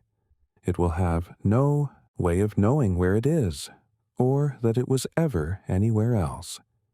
It will carry no memory of its journey, no record of the storms of Jupiter, or the rings of Saturn, or the pale blue dot that was its home. Those memories exist only in the data it sent back. Data stored on servers on a planet that may or may not still exist. But the golden record will remain. A 12-inch circle of gold-plated copper, engraved with instructions that no human will ever read, carrying sounds that no human will ever hear again in that form. It is the most patient artifact ever created. It was designed to wait, and it will wait for as long as it takes, for 1,000,000 years, for 1,000,000,000, for longer than that. What a remarkable thing to build. What a remarkable thing to send into the dark. Section 6. The Golden Record. Let us slow down here. Let us take our time with this part of the story. Because the golden record is not just a piece of hardware. It is not just a data storage device. It is a message, a love letter, a portrait of a species that looked up at the stars and said, "We were here." The story of the golden record begins with a man named Carl Sagan. We mentioned him earlier in the context of the pale blue dot photograph. Sagan was an astronomer, a planetary scientist, a writer, and one of the most gifted science communicators who ever lived. He had a rare ability to see the cosmic significance in things that others treated as routine. Where other scientists saw a spacecraft, Sagan saw a messenger. Where others saw a launch, Sagan saw a farewell. In 1976, as the Voyager spacecraft were being assembled at the Jet Propulsion Laboratory, NASA asked Sagan to chair a committee tasked with creating a message that could be carried aboard the spacecraft into interstellar space. A message that would represent Earth and its inhabitants to anyone or anything that might find the spacecraft millions of years from now. Sagan took the assignment seriously, more than seriously. He treated it as one of the most important tasks he had ever been given, because he understood, perhaps more clearly than anyone, what Voyager's journey meant. These spacecraft were going to outlast everything, every building, every bridge, every monument, every city, every nation, every civilization that had ever existed or would ever exist on Earth. When the last human has died, when the last trace of our species has crumbled to dust, when the Earth itself has been swallowed by the expanding sun 5 billion years from now, the Voyager spacecraft will still be out there, drifting, intact, carrying whatever message we chose to put on them. Sagan assembled a small committee that included the writer Anne Druyan, who would later become his wife, the artist, John Lomberg, the physicist Frank Drake, the journalist Timothy Ferris, and several others. They had only about 6 weeks to complete the project. 6 weeks to compose a message that would need to be intelligible to a completely alien intelligence, with no shared language, no shared biology, no shared frame of reference. They chose a golden phonograph record, a 12-inch disc made of gold-plated copper, enclosed in a protective aluminum cover. The record would be played at 16 2/3 revolutions per minute, and it would contain both sounds and images, encoded as analog audio signals that could be decoded using instructions engraved on the record's cover. The choice of a phonograph record might seem quaint today, in an age of digital streaming and solid-state memory. But it was, in fact, an inspired decision. A phonograph record is an analog medium. The information is stored physically, as grooves in a surface, not as magnetic states or electronic charges that can be erased by radiation or lost to degradation. As long as the grooves survive, the information survives. And in the vacuum of space, where there is nothing to scratch the record, nothing to warp it, nothing to corrode it, the grooves will survive for a very, very long time. A digital recording might become unreadable in centuries as the medium degrades. The golden record will be readable in millions of years. There is something beautifully appropriate about that.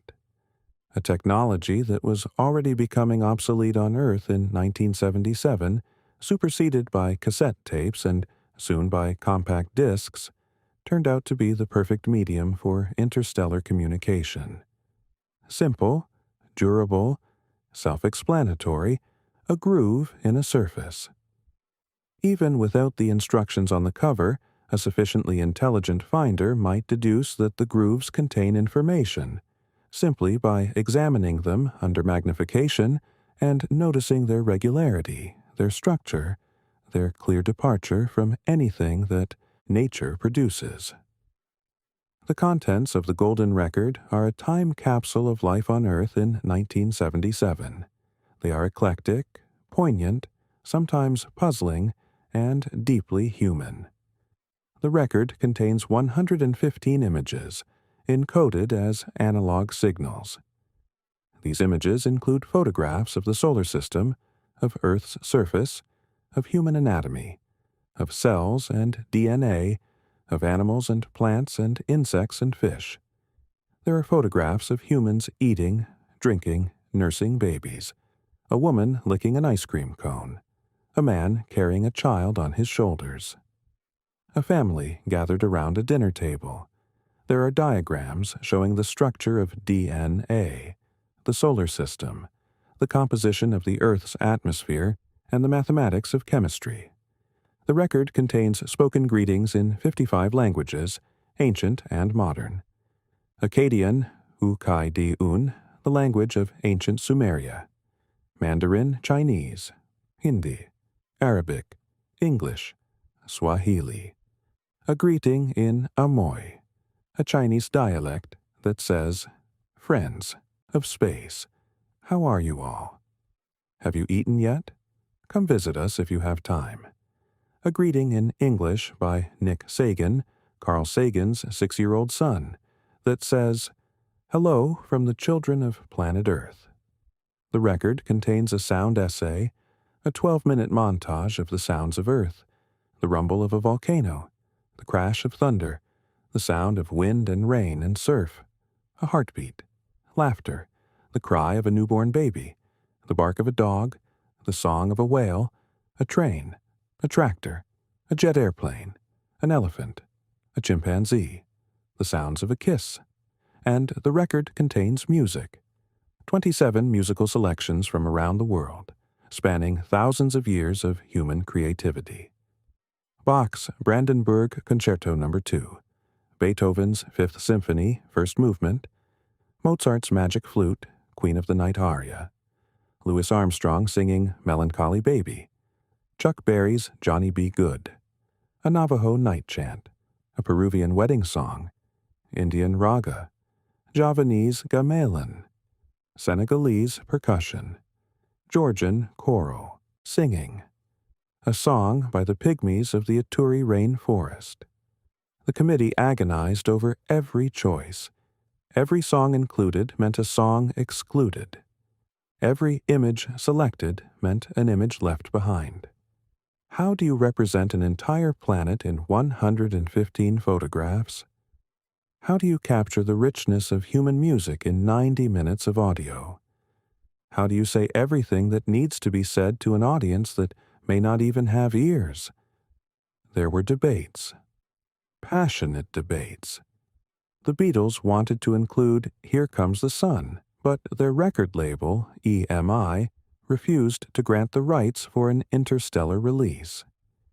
It is one of the small, absurd footnotes of the Golden Record project that a record company worried about copyright infringement in deep space. As if an alien civilization, having traveled across the galaxy to retrieve a small golden disk from a dead spacecraft, would then illegally distribute Beatles songs without paying royalties. There were also deliberate choices that reveal the committee's philosophy. The images include no depictions of war, violence, or poverty. There are no photographs of weapons or armies or disease. The Golden Record presents an idealized version of humanity, a portrait of a species at its best. This was intentional. Carl Sagan and his committee understood that they were not creating a documentary. They were creating a first impression. And they wanted that first impression to reflect the best of who we are, not the worst. Some have criticized this choice. They argue that the Golden Record presents a misleadingly rosy picture of life on Earth, omitting the suffering and the cruelty that are as much a part of the human story as the music and the laughter. And perhaps they have a point. But there is also something touching about the impulse. When you are sending a message to the stars, when you are introducing yourself to the universe, you put on your best clothes. You bring your best wine. You play your finest music. You show the version of yourself that you wish you were. And in doing so, you reveal something true about who you actually are. A species that aspires. A species that knows the difference between what it is and what it wants to be. there is a detail about the golden record that most people do not know. A detail that transforms it from a scientific artifact into something deeply personal. At the very end of the recording process, Anne Druyan's brainwaves were recorded using an EEG, an electroencephalogram. She sat quietly for an hour while the machine recorded the electrical activity of her brain, and those signals were pressed into the record along with everything else. What Anne Druyan was thinking about during that hour she has described many times. She was thinking about the history of Earth, about the rise and fall of civilizations, about the violence and the beauty, about war and love and suffering and hope. And she was thinking about Carl Sagan, because 2 days before her brain, waves were recorded. She and Carl had declared their love for each other. They had been friends and colleagues for years, but in that moment, on a phone call that lasted hours, something shifted. They fell in love. So encoded in the golden record, pressed into gold-plated copper and launched into interstellar space, are the brainwaves of a woman newly in love. The electrical signature of joy and wonder and tenderness and fear and hope, all tangled together, all utterly human, all riding on a spacecraft toward the stars. It is, perhaps, the most human artifact ever created. Not the computer, not the antenna, not the nuclear generator, but a phonograph record carrying the sound of whales and the music of Bach and the brainwaves of a woman in love, hurtling through the darkness at 10.5 miles per second, growing farther from home with every passing moment, carrying the message that we existed and that we cared enough to say so. The cover of the golden record is engraved with diagrams designed to help an alien civilization play the record.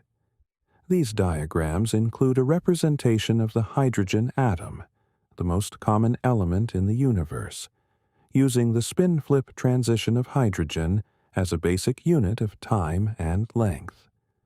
The diagrams show how to extract the record from its cover, how to place the stylus, how to set the correct rotational speed, and how to decode the video images from the audio signal. There is also a pulsar map, similar to the one included on the Pioneer plaques that were launched on earlier spacecraft.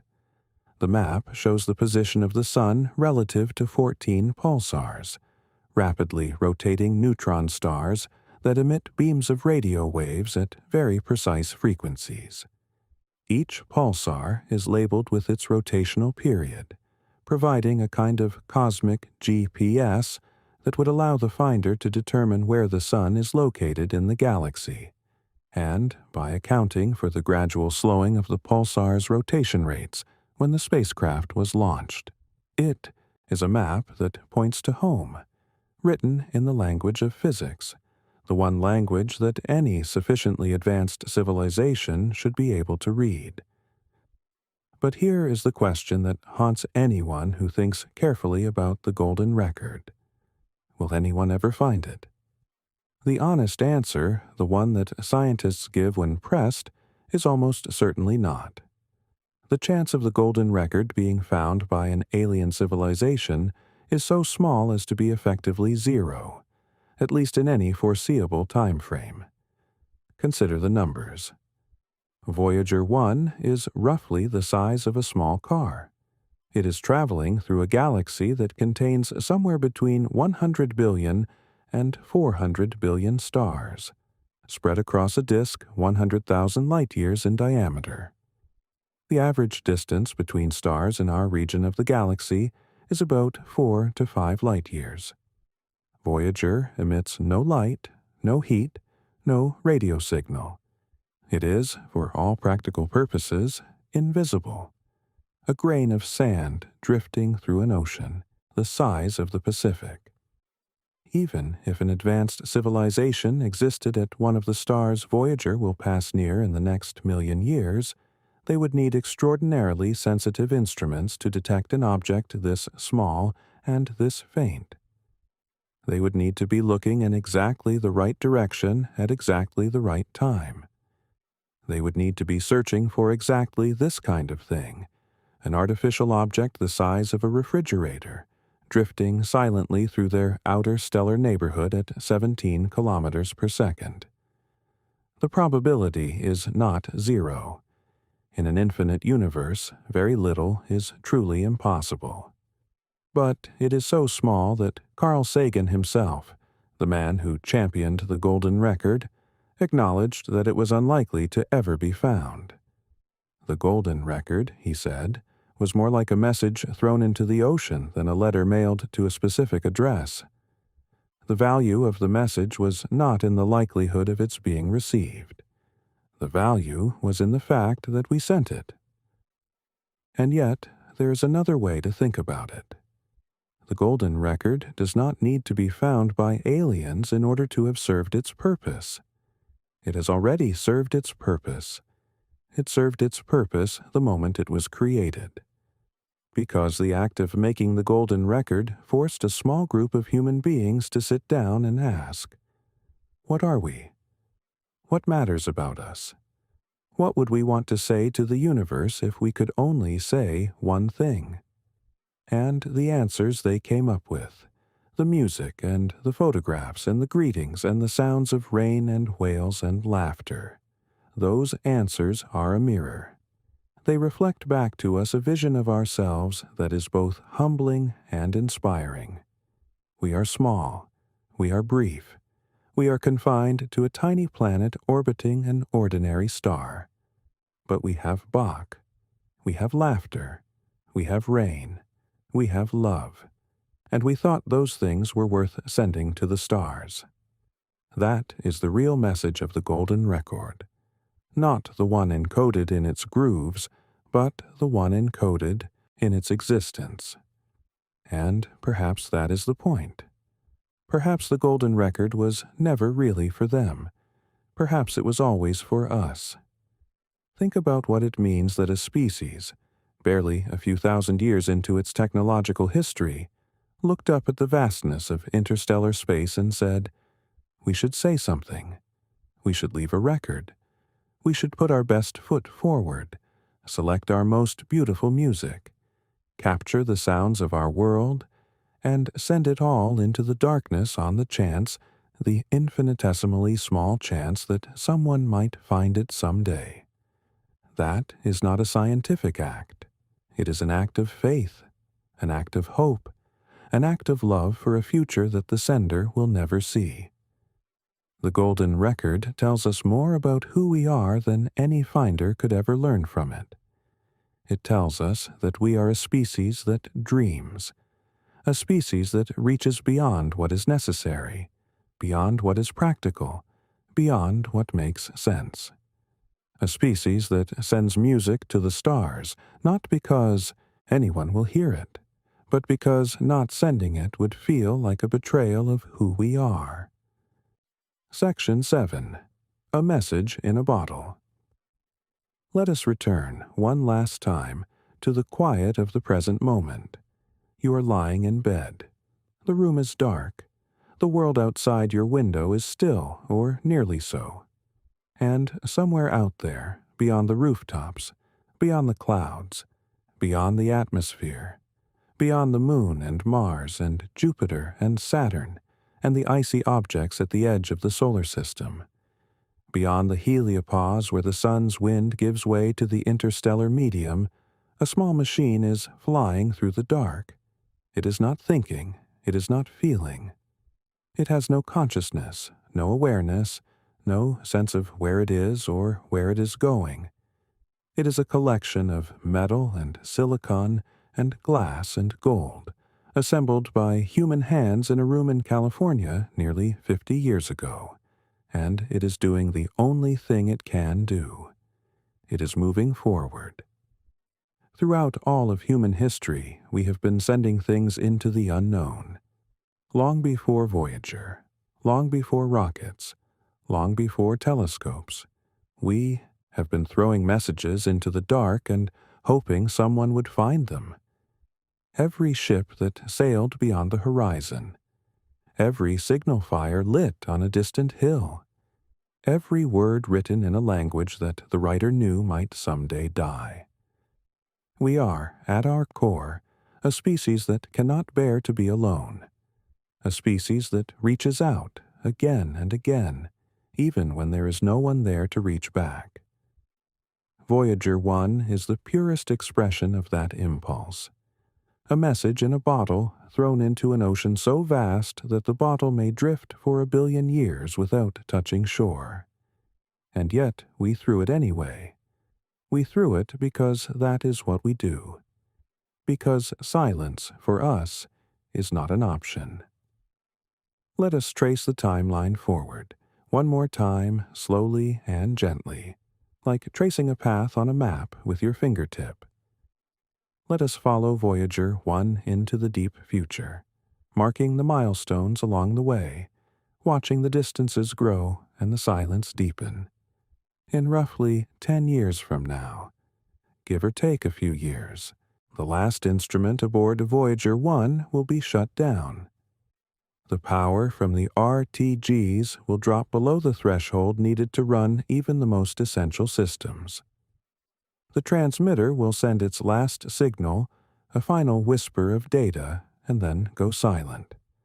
On Earth, the engineers at the Jet Propulsion Laboratory will note the time, the date, the last telemetry reading.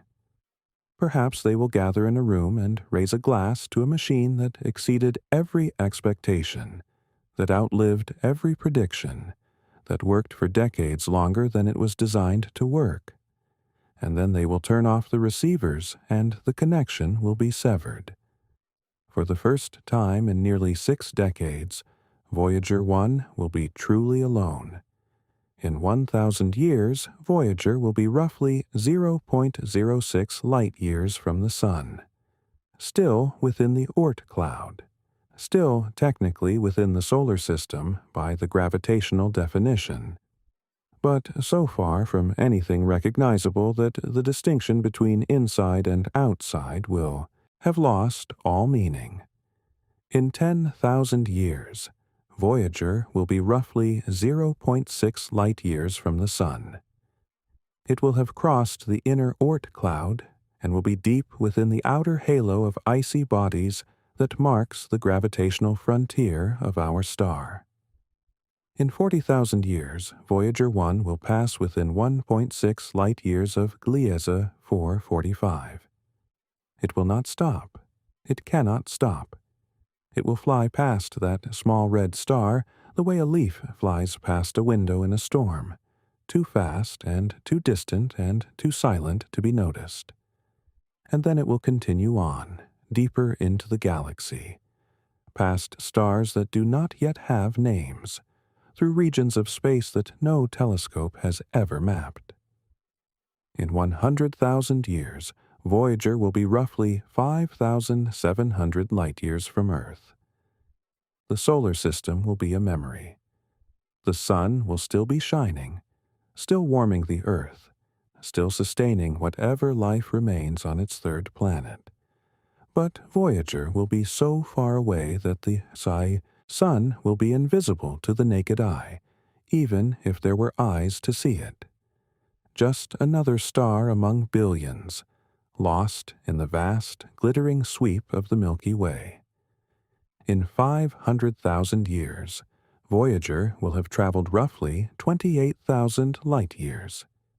It will have crossed a significant fraction of the galactic disk. The star patterns in its sky, if it had a sky, would be unrecognizable. Every constellation would be different.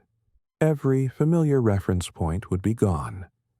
The spacecraft would be adrift in a region of the galaxy that has no connection to its origin, no relationship to the solar system, no memory of a small blue world orbiting a yellow sun.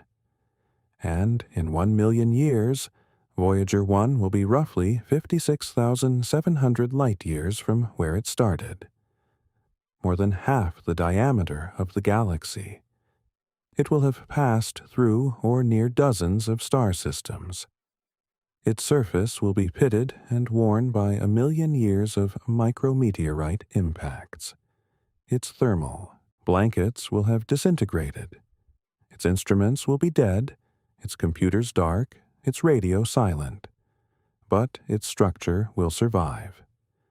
Aluminum and titanium do not decay in the vacuum of space.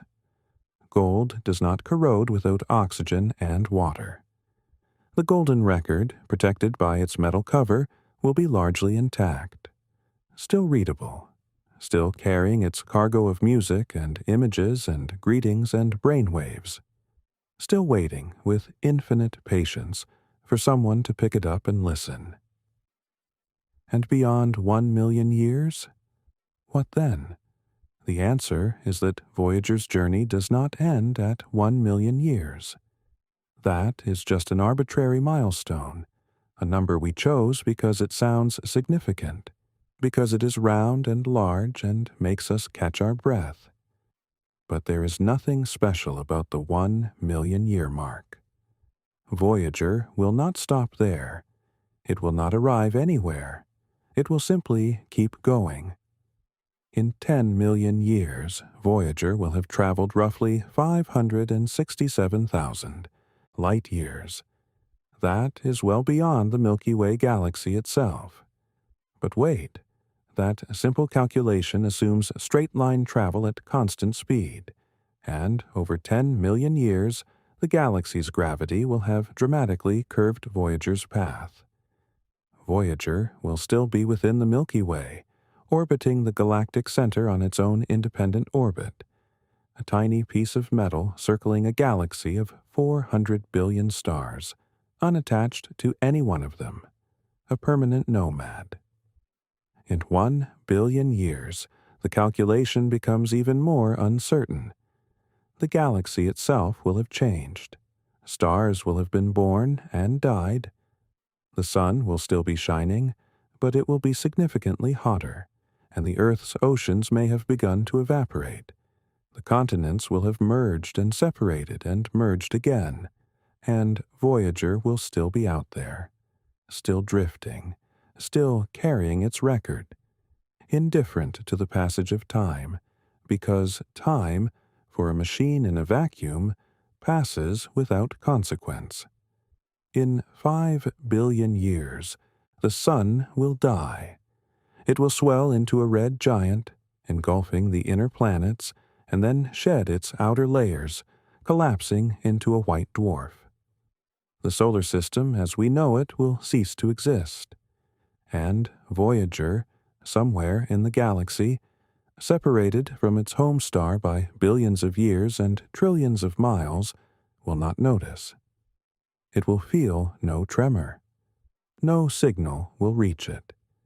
The death of the sun will be an event that occurs in a different part of the galaxy, irrelevant to a small machine that left home a very long time ago. Let us think about what it means to create something that outlasts everything, not just outlasts you or your children or your civilization, but outlasts your species, outlasts your planet, outlasts the very star that warmed the world where you were born. The Voyager spacecraft will outlast all of it. The spacecraft will still be drifting through the galaxy long after the sun has exhausted its hydrogen fuel and swelled into a red giant, swallowing Mercury and Venus and perhaps the Earth. Long after the red giant has shed its outer layers and collapsed into a white dwarf, a tiny, dense ember glowing faintly in the dark. Long after even the white dwarf has cooled and gone dark, becoming a black dwarf, a cold, dead cinder of a star that once gave warmth to a planet where music was written, and babies laughed and people fell in love. The Voyager spacecraft may be the last trace of us, the last physical evidence that humanity ever existed. Not our buildings, which will crumble. Not our books, which will rot. Not our digital records, which will degrade. Not even our fossils, which will eventually be recycled by the Earth's geology. The Voyager spacecraft, drifting in the cold, empty, timeless vacuum of interstellar space, preserved by the same conditions that make that vacuum so hostile to life, may be the most durable artifact our species ever produces. And this is where the story of Voyager 1 becomes something more than science.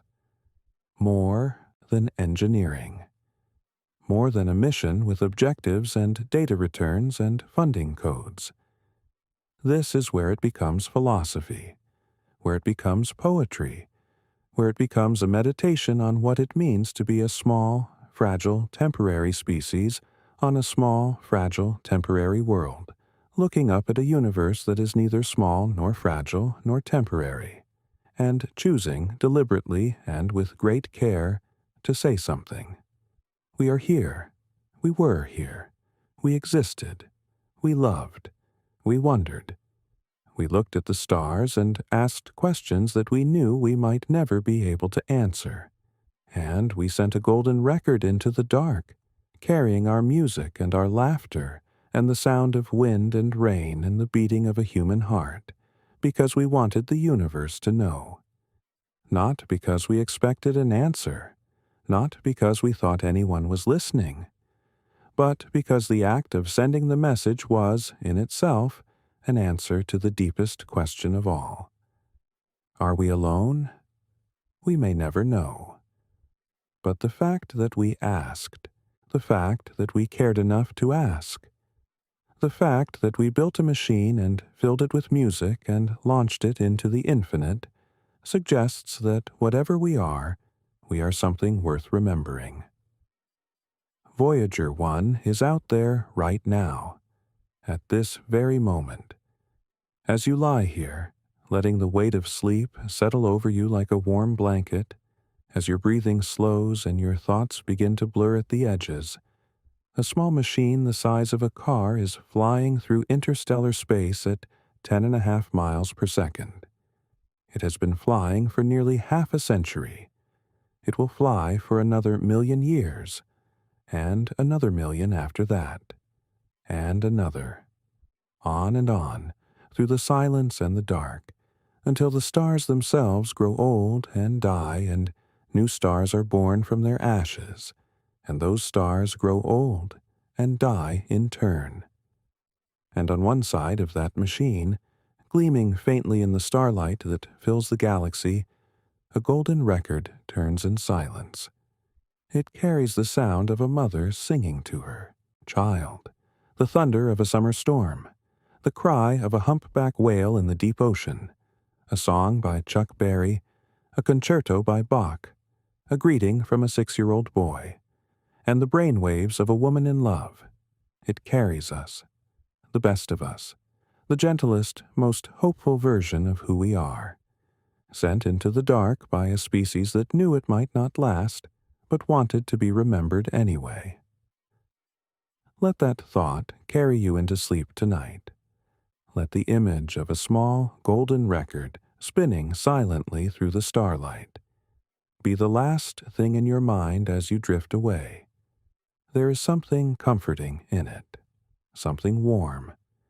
The idea that no matter what happens here, no matter what becomes of us, a piece of who we are is out there, moving forward, always forward, into the dark, into the light, into whatever comes next. Voyager 1 will be out there for a very long time, and tonight, as you sleep, it will have traveled another 900,000 miles deeper into the galaxy. By the time you wake up, it will be a little farther from home, a little closer to wherever it is going. A silent emissary from a world of oceans and mountains and music and dreams, carrying a message that says, simply, beautifully, quietly, we were here, and we wanted you to know. The stars are out tonight. You cannot see them, perhaps, from where you are lying, but they are there. They are always there. Above the roof, above the clouds, above the atmosphere. Thousands of them. Millions. Billions. An ocean of light scattered across a darkness so vast that no mind can hold it. And somewhere in that ocean, a small golden record is catching the light of a distant star, reflecting it back into the void. The record spins in silence. The grooves carry their cargo of sound and image and human thought, as they have for decades, as they will for millions of years more. And the spacecraft that carries it moves on, 10.5 miles deeper into the galaxy with every passing second, carrying the best of us into whatever comes next. Sleep well. The universe is large, and it is dark, and it is full of silence. But it is not empty. We put something out there. Something good, something true. Something that says, in every language we know and in languages we have not yet invented, that we were alive, and we marveled at the stars, and we were not afraid to send a little piece of ourselves into the unknown. That is enough. That is more than enough. That is everything. Good night.